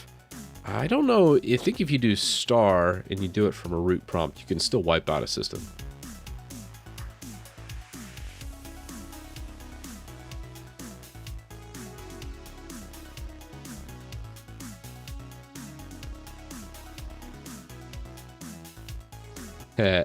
A lot of aliases. Yeah, that's true, Chris. There's a lot of folks out there that have a ton of aliases. In the list, there's so many cool little things. So that's what I wanted to kind of do, is grab a lot of these. Grabbing these editors, I think would be another good one to do. Which...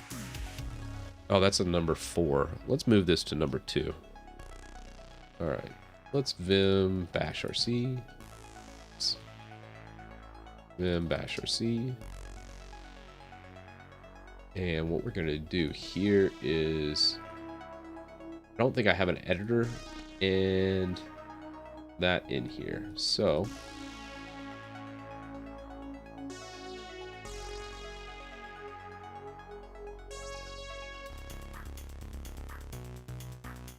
let's add that probably after this. Put our editor.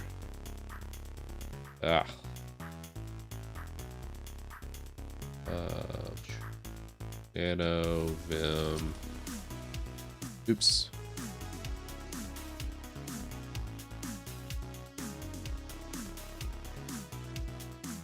Switch those out. What else we have? All right, let's come back to here, see what else we can grab from this person. So I think, oh, this is Arco. Anything. We've already done a lot of our listing aliases. You got cd ... That's a good one. So where if you do spaces all the time, that can be an issue. A bunch of update ones for Pacman I don't really care about. Oh, Arco's using Paru now instead of Yay. Interesting. A lot of folks have switched to Paru. I just have not yet.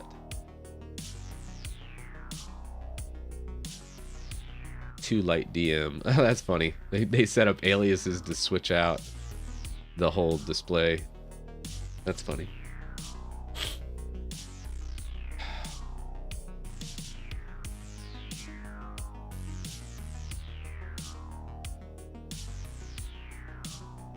This is quite the bash RC file, I'll say that much. Still not seeing a bunch of stuff I want to grab, though.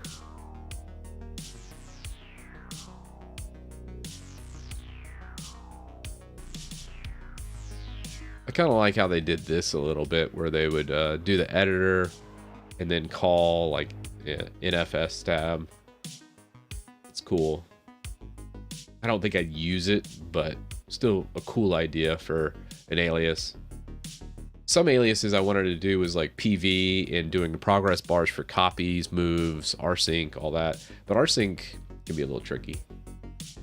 SR for reboot, better lock screen. See, this is something I already have. I would just love that to be a little bit better. So if you use X space the file, it'll extract that entire file using all of this, which is fine, but there's ways to do it. I would love to do like PV for that specific thing. Which let's just see how that does. Save that out. Let's go into downloads. What do I have here? There's like Discord. So if I do like X Discord, oops, Oh, what do we got?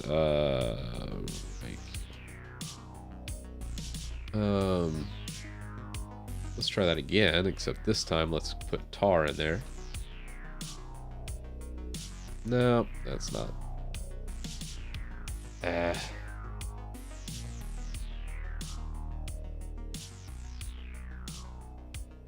So, did I not source that?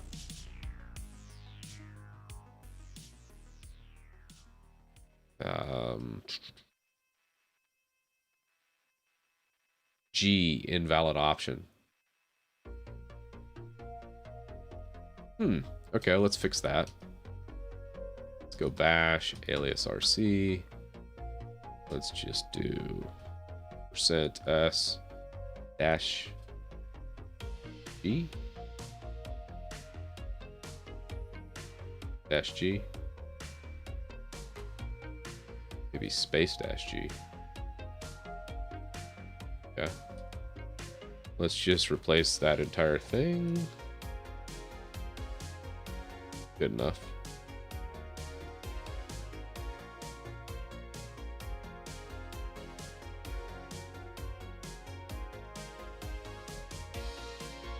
Let's just quit that, relaunch. Okay, we're clear. Didn't want to have it. Didn't want to have anything like that.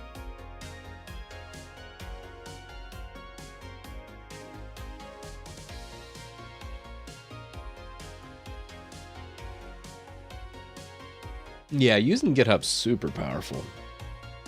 Right now, I'm just trying to make things a little easier working in terminal with aliases. That's the big project right now. I'm looking through. I'm trying to think of. We go into downloads. I wanted to. Let's remove Discord. Move discord.deb. Then we have a whole bunch of ISOs in here. Let's try X, and then let's try this kde.tar. What's that look like? I think that just drops everything in there. So let's try extract, which this is a function in the aliases RC. That's why I'm trying it, just to see what it does. It extracted, I think. Yeah, that's fine. But I really want to make that like show a progress bar and be a little more verbose.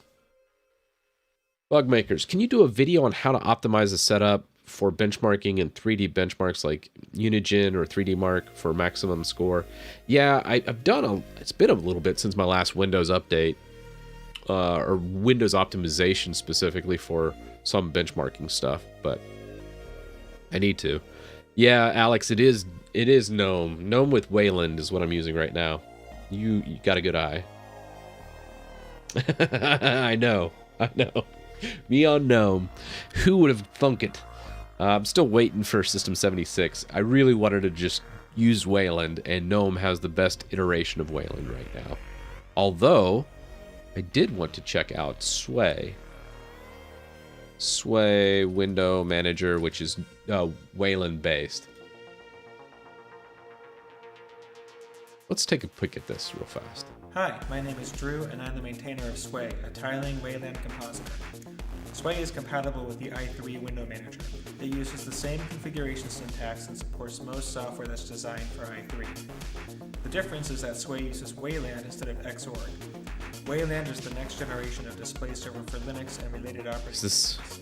It's more efficient, more secure, and easier for developers to work with. Let's take a quick tour of some of the features of Sway.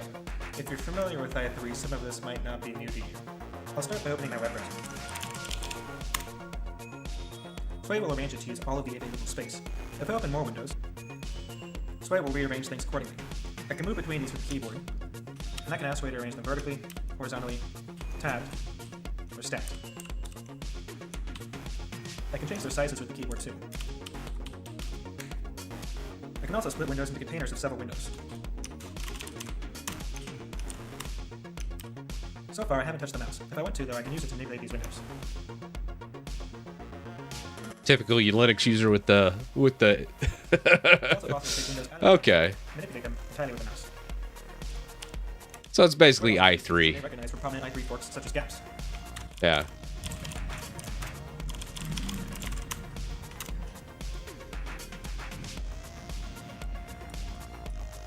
Not a huge fan of Also i3, included are compatible equivalents for important i3 programs like SwayBar, but SwayLock, and SwayMessage, as well as some programs unique to Sway, such as SwayGraph. We've only scratched the surface of what Sway can do. We have lots of great docs that will help you learn more. Today, Sway supports almost all of i3's features. Give it a shot. does Sway support Polybar is the big question. Sway Polybar. That's the one thing I really want to know.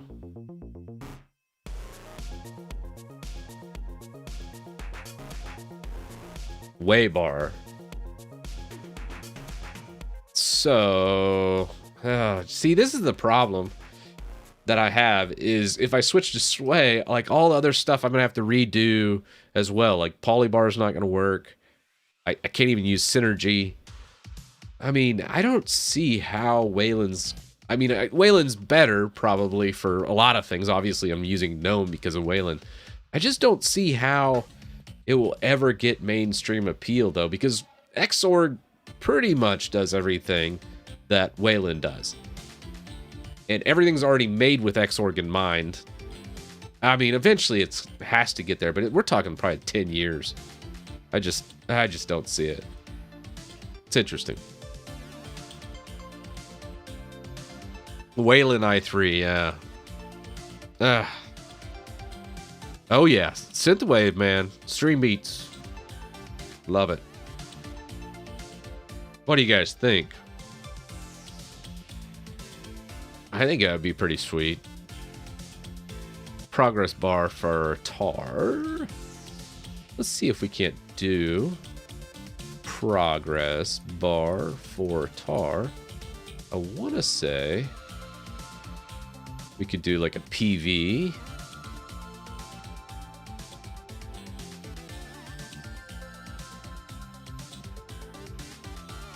CF-folder.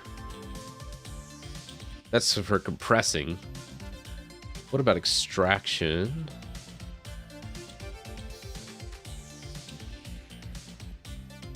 Yeah, this is all compressing. Okay.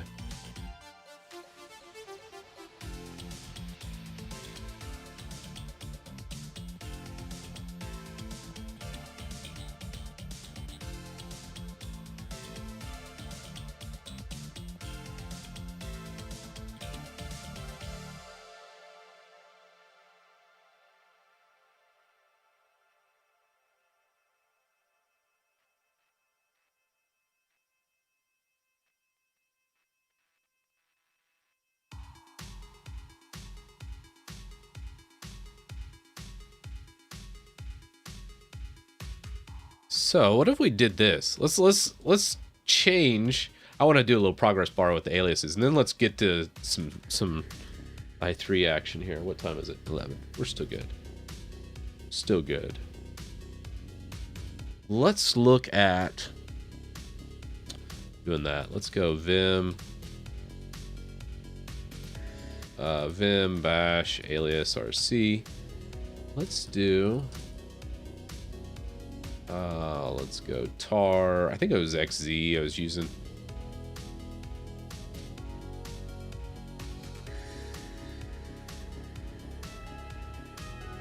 F. Oops. But if we go PV $1, can I pipe that in like that? That's the big thing I want to know. If I do that and then come into downloads, see if I can get a progress bar for extracting that KD. Oh, that's just a tar file. All right, 1 second. Let's go vim bash alias rc. That's just a plain tar file. Let's just yank this. Oops. Let's go visual.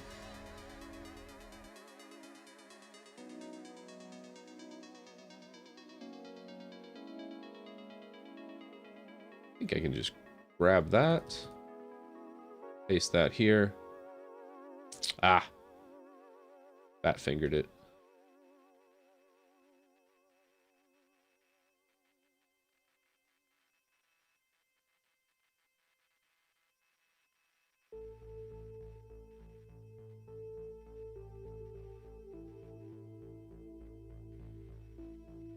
Oh man, did I not grab that? Ah, let's just forget it.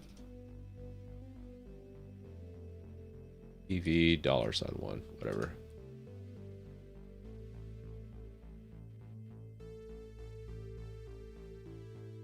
I think we just do this.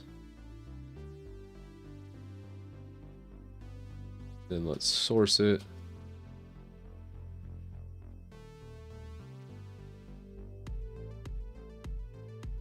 Now, if we do X.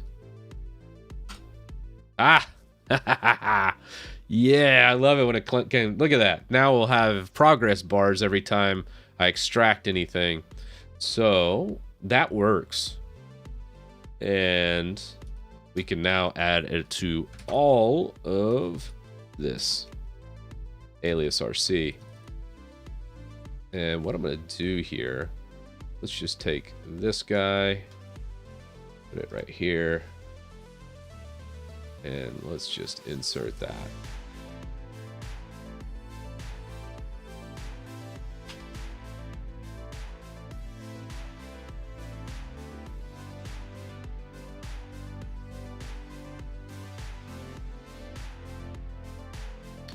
Now for bzip2, I'm not 100% on the progress there. I want to say we should be able to just do PV space and then just bam, feed that directly in like that. I'm not 100% on that. I don't really deal with BZ2 very much. All right, continuing on.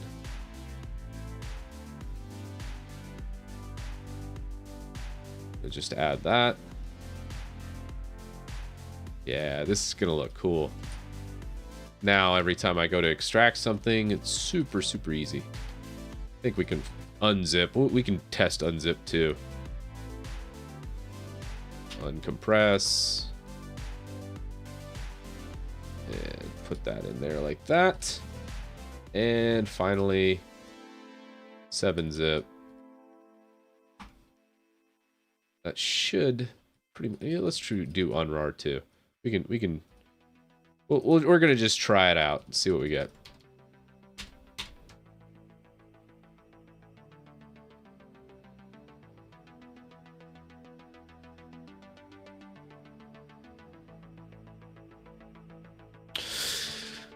Oh, let's see here.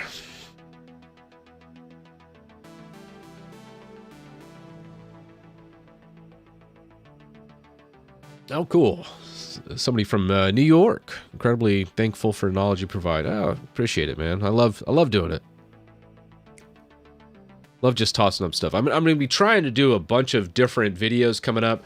Definitely not going to be very big hits for YouTube or the algorithm per se, but I'm going to just try and fill in a lot of tutorial videos, specifically going over some things I've been meaning to do, just to kind of fill out the library that I have. Hopefully it helps folks, both for Windows and Linux. Have you installed? Oh man, I have a video I'm gonna do probably next week called Quick EMU, and it specifically about doing Mac OS and QEMU, but also it sets up Windows, anything, and it does it so quick. It's awesome.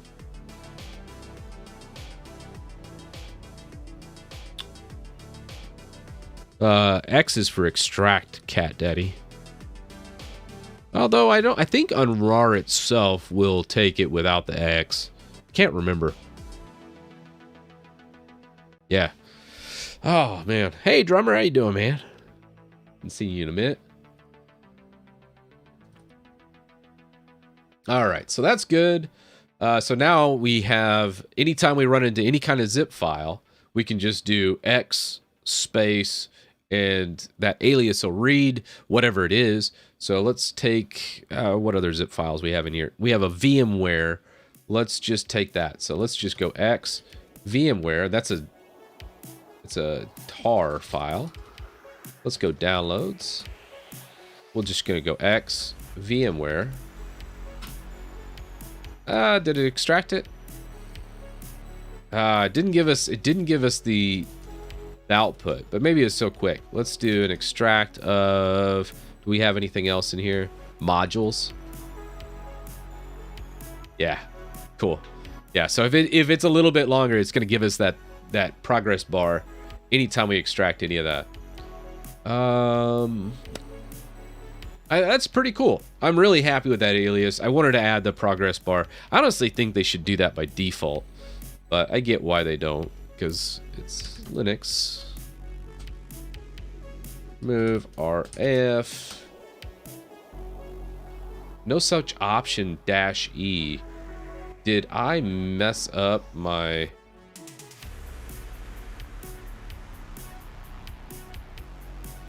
Wonder what that's all about. Let's look at bash alias rc rm. Huh. What if we do that? No such option -E.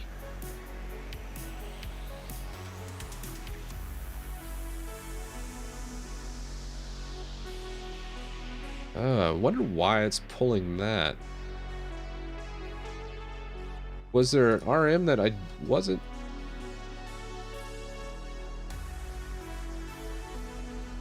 Is it not pulling everything? Alright, there's recursive, but that's ignored. Maybe F.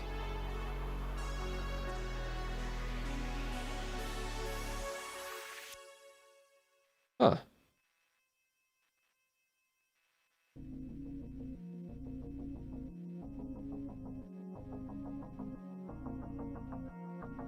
That's ignored, so it doesn't even matter.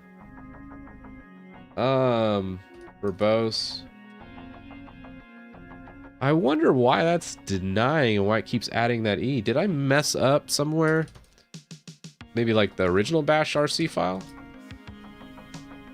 Is there RM in here? No, there's no RM in here.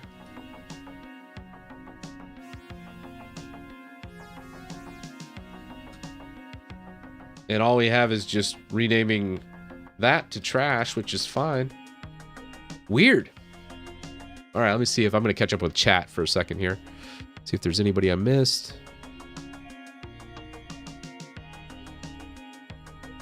Linux Zen Arch for gaming. I didn't really notice too much difference. Linux Zen's okay.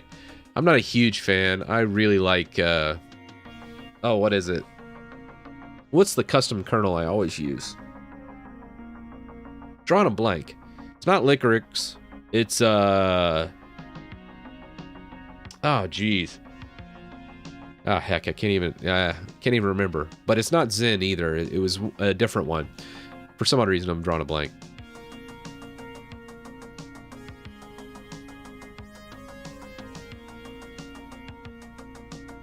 Ah, Zanmod. Yeah, Zanmod's the one I always use. Thank you.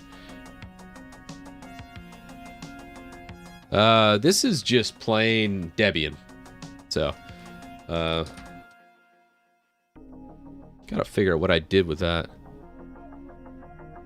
Aliasing RM. Seriously, why? It's a good question, Alex. So, alias and RM, RM just hard removes and permanently trashes whatever it is. However, using the trash alias, moving RM to trash, trash will dump it in a trash bin. So if I accidentally RM a whole bunch of stuff that I meant to keep, I can just go to the trash bin and do it, which is pretty awesome. Linux TKG, also root user. I gotta say, for Arch users, for Arch users that game on Linux, there's nothing better than Linux TKG. Amazing, absolutely amazing.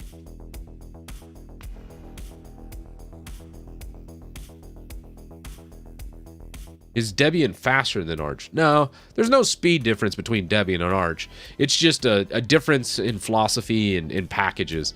Arch is usually newer packages, and then Debian's usually older packages, but you get usually a bit more stability, obviously, with more tried and true packages. So I kind of go in between here. I do a development build of Debian, so it's newer packages, but it's still not as new as Arch. Just depends on your tolerance, what you like. Trash CLI is not compatible with RM as per the docs. Oh, it's not. I can't do trash CLI.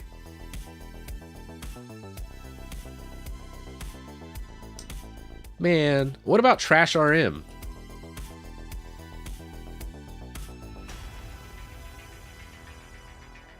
Can't I do that?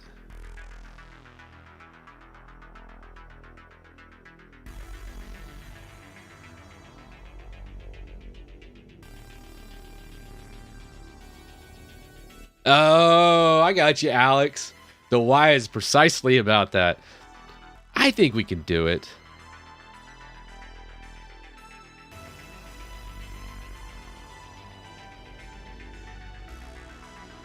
Well, yeah. I'm not using PV with my RM. So I should be able to do that. What if I do trash RM? Let's see. Trash star. Can't do that. What about trash RM star? Oh, what did I just delete? What's trash RM even do? I don't think it can. I don't think trash can take a wild card. Bummer. Well, all right.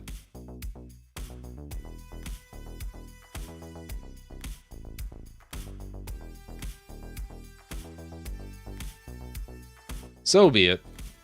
Bop, bop.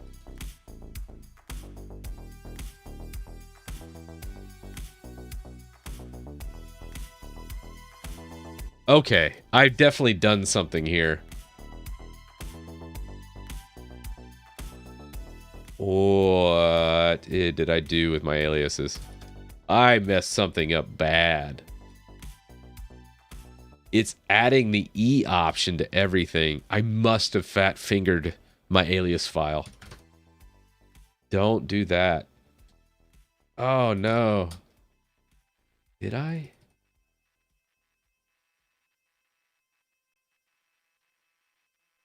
Where did I go? All right. So it's got to be the alias file. That's hilarious. All right, let's find uppercase E. All right, we got export Vim. We have ZA. We can get rid of that. Go to the next one. In E. That's fine, I guess.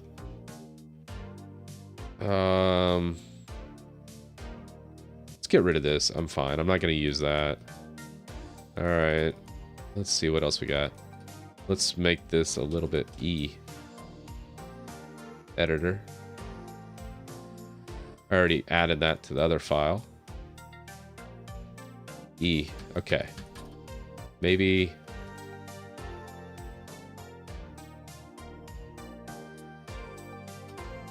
Oh, what the heck? Maybe it was a weird alias that got refreshed and it's not... I don't know. Let's just reboot.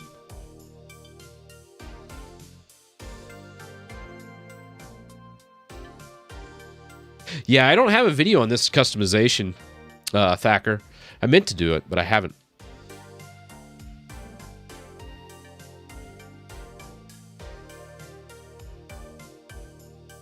Oh, I got an image that starts with -E. Oh, I see it. I see it. Oh, so, okay. I did all that for nothing.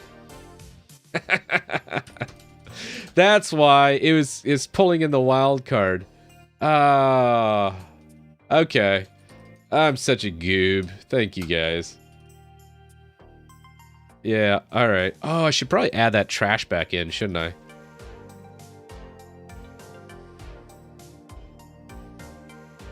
Let's empty the trash. Empty trash. All right. And then I can add that alias back, actually, before I forget.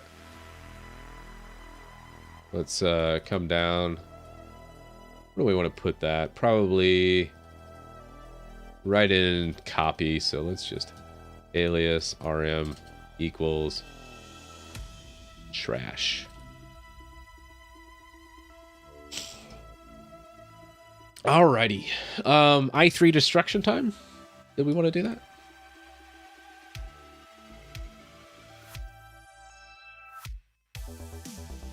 Let's actually, before we do this, let's do apt list grep sway.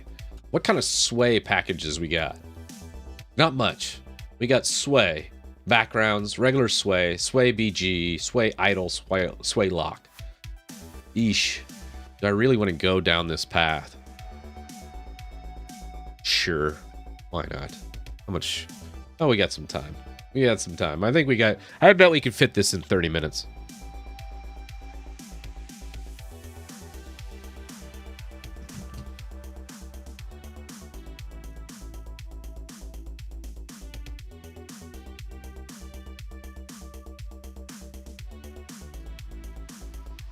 Yeah, shout out to the mods. Sparky, Michael.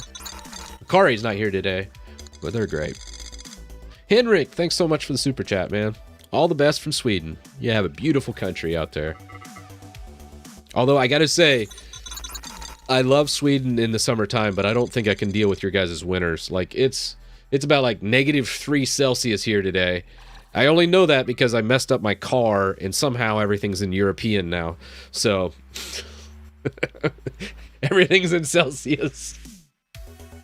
Or I should call it the rest of the world. I think we're the only people that do Fahrenheit here in America, but yeah, everything's in Celsius. And I jumped in the car, I was like, oh, it's below 0. So cold. I don't do well in cold. Everything is in European. That's the most American thing I think I've said so far today. Metric is better. I gotta tell you, I'm not gonna try and defend the imperial system. I never have.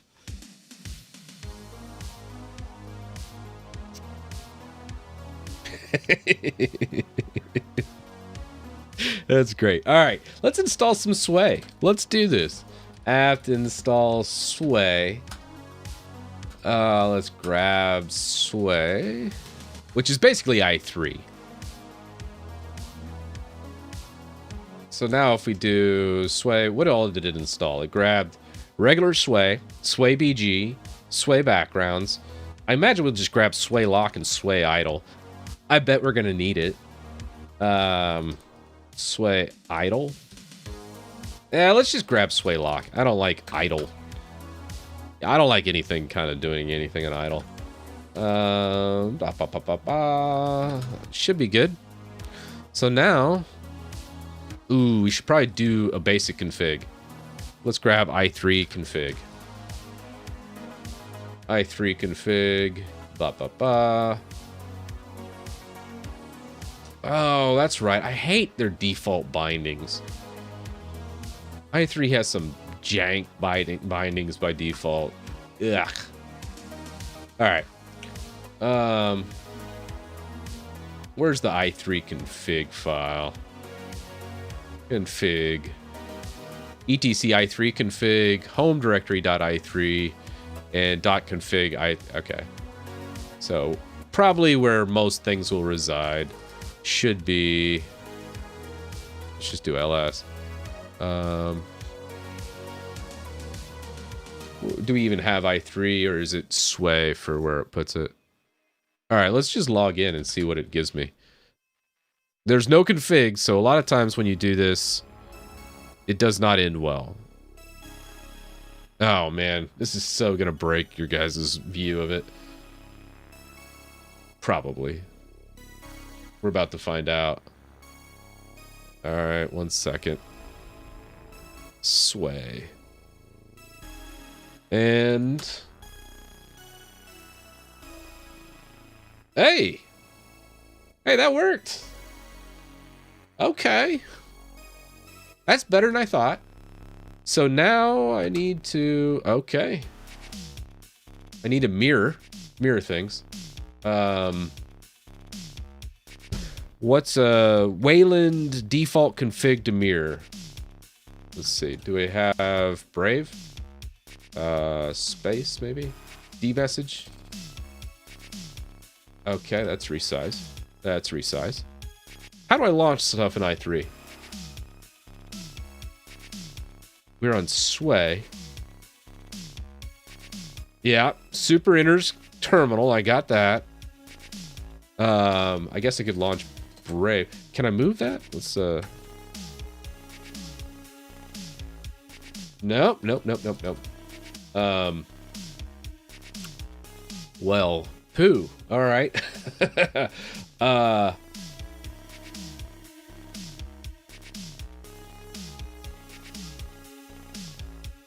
Super D. Oh, D-Run. Okay, I hate D-Run. We're going to switch that to Rofi. Although, does Rofi even work on it? Guess we'll find out. Mod B is browser, but yeah. Didn't get that.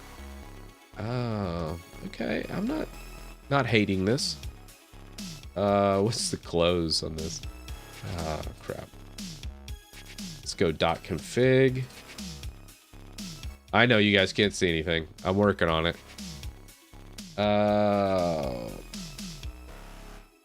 Probably. No. I have no idea where Sway puts its config file.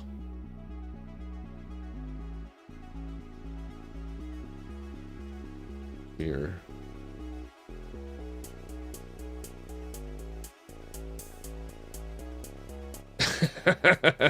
Let me see if I can't take this and put it on the other screen. Can I put it over there? No. Push you to number 2. Ah, there we go.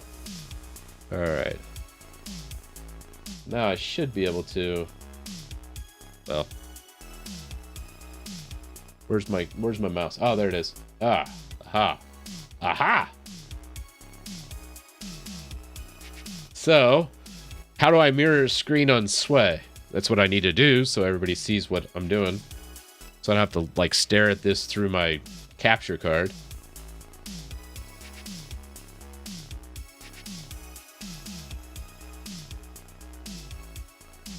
Oh man. All right, let's see here. WLR output. Did they ever fix this?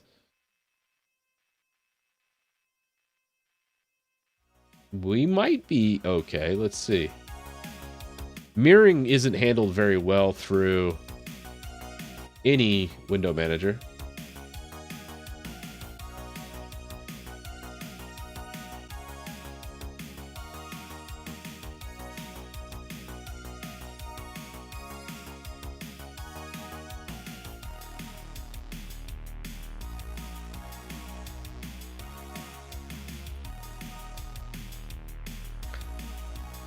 So you can disable outputs, that's fine. But we need to mirror them.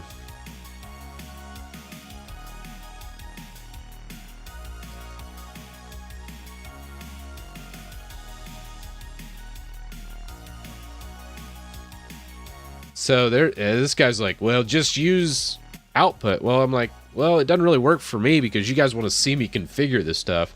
I'm not presenting anything. I like mirroring. It's the whole reason why I did Wayland.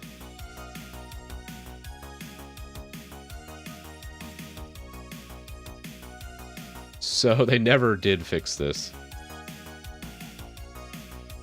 Well, that was a short run of Sway, wasn't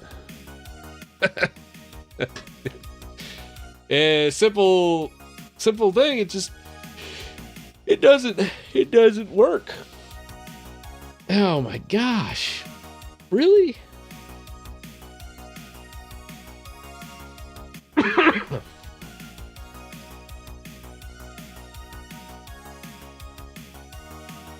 So yeah, everybody's like, well, I just don't do that.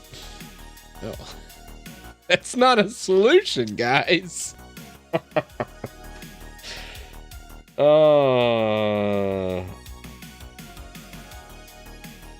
Yeah.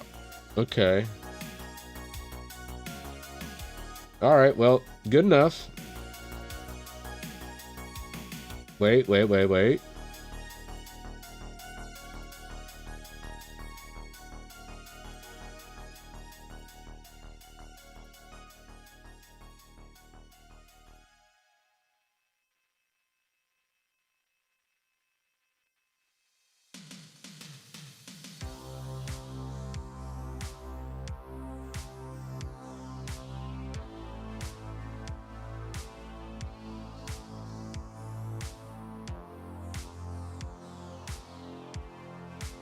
Try River. It's based on BSPWM.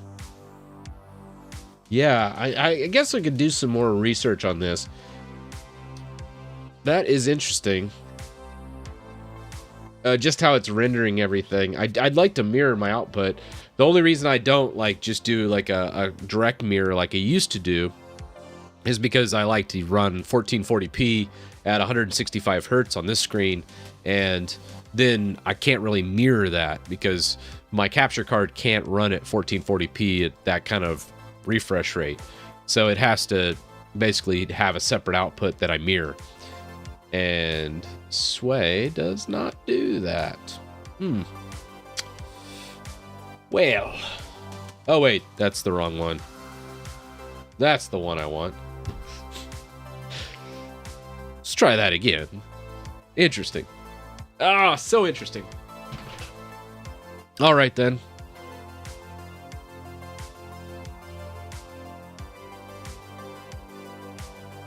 I saw your comment there. Texas cat is just a cat in a gun score with an open checkbook. Oh. Well, a lot of people saw my cat. I have a cat that's literally the size of a bobcat. He's massive. You want the green? You want the green? Oh wait, no, that's the other one. I got a couple options here. So this is the no green screen. Then we have the regular with the green screen. And then we have the flip-flop. Blah. I love that. It's so much fun. Yeah, so I've been working on that actually config for a while now. Let's see. Let's come back here. Let's just reboot.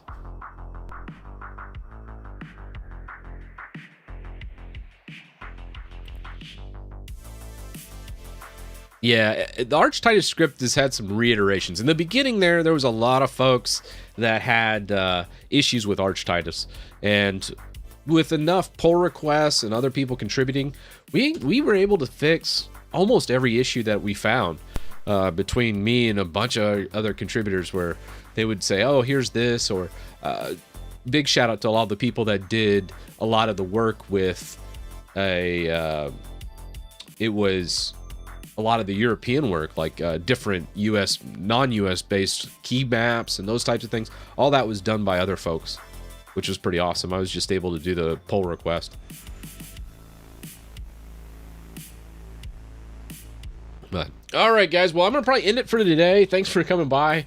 It was kind of cool to try out the new settings in here and get a lot of these things working. Mainly I wanted to do today's stream just to kind of see how everything worked with a lot of the new setup. I really like the green screen. I feel like even like this used to be all green right in here. I was able to do a lot more separation with lighting and other things to make green screen effects not look so bad, because having bad green screen is always a little bit cringe, and fixing that was pretty awesome, and kind of muddling around today. I didn't really have a huge purpose. A lot of the stuff we try to do, I think we did some alias work. Getting those aliases, we'll do a commit and make a new bash. Probably a bash video coming up. How I do Starship with a lot of those aliases, specifically the progress bar. Adding to that alias using PV was pretty cool, and some other really neat stuff as well. But All right. Yeah, I look forward to it, Sparky. Hit me up in a DM. But thanks, guys, so much. And I'll see y'all in the next one. Next Friday should be something fun. I'll probably do... It's been a little bit since I did a Windows-based stream. Or, I don't know. We'll see what I'm feeling. It just depends on how next week goes. But I'm going to try and churn out more videos is probably my biggest thing, is to get going more on explaining some other things. Virtual machines seem really popular now. So maybe we do something in virtual machines and kind of explore that a little bit more. As I noticed my last VM video, I think it's at like 250,000 views or something crazy. And that was only like a couple weeks ago. So I'll probably do some more VM videos coming up. Look for probably quick EMU sometime next week, going over how to quickly set up any VM for Mac, Windows, Linux, any of them. And it'll set up pretty easily. It's a great open source project that utilizes QEMU really well. So, all right, guys, take it easy. Be safe out there. And I'll see y'all in the next one.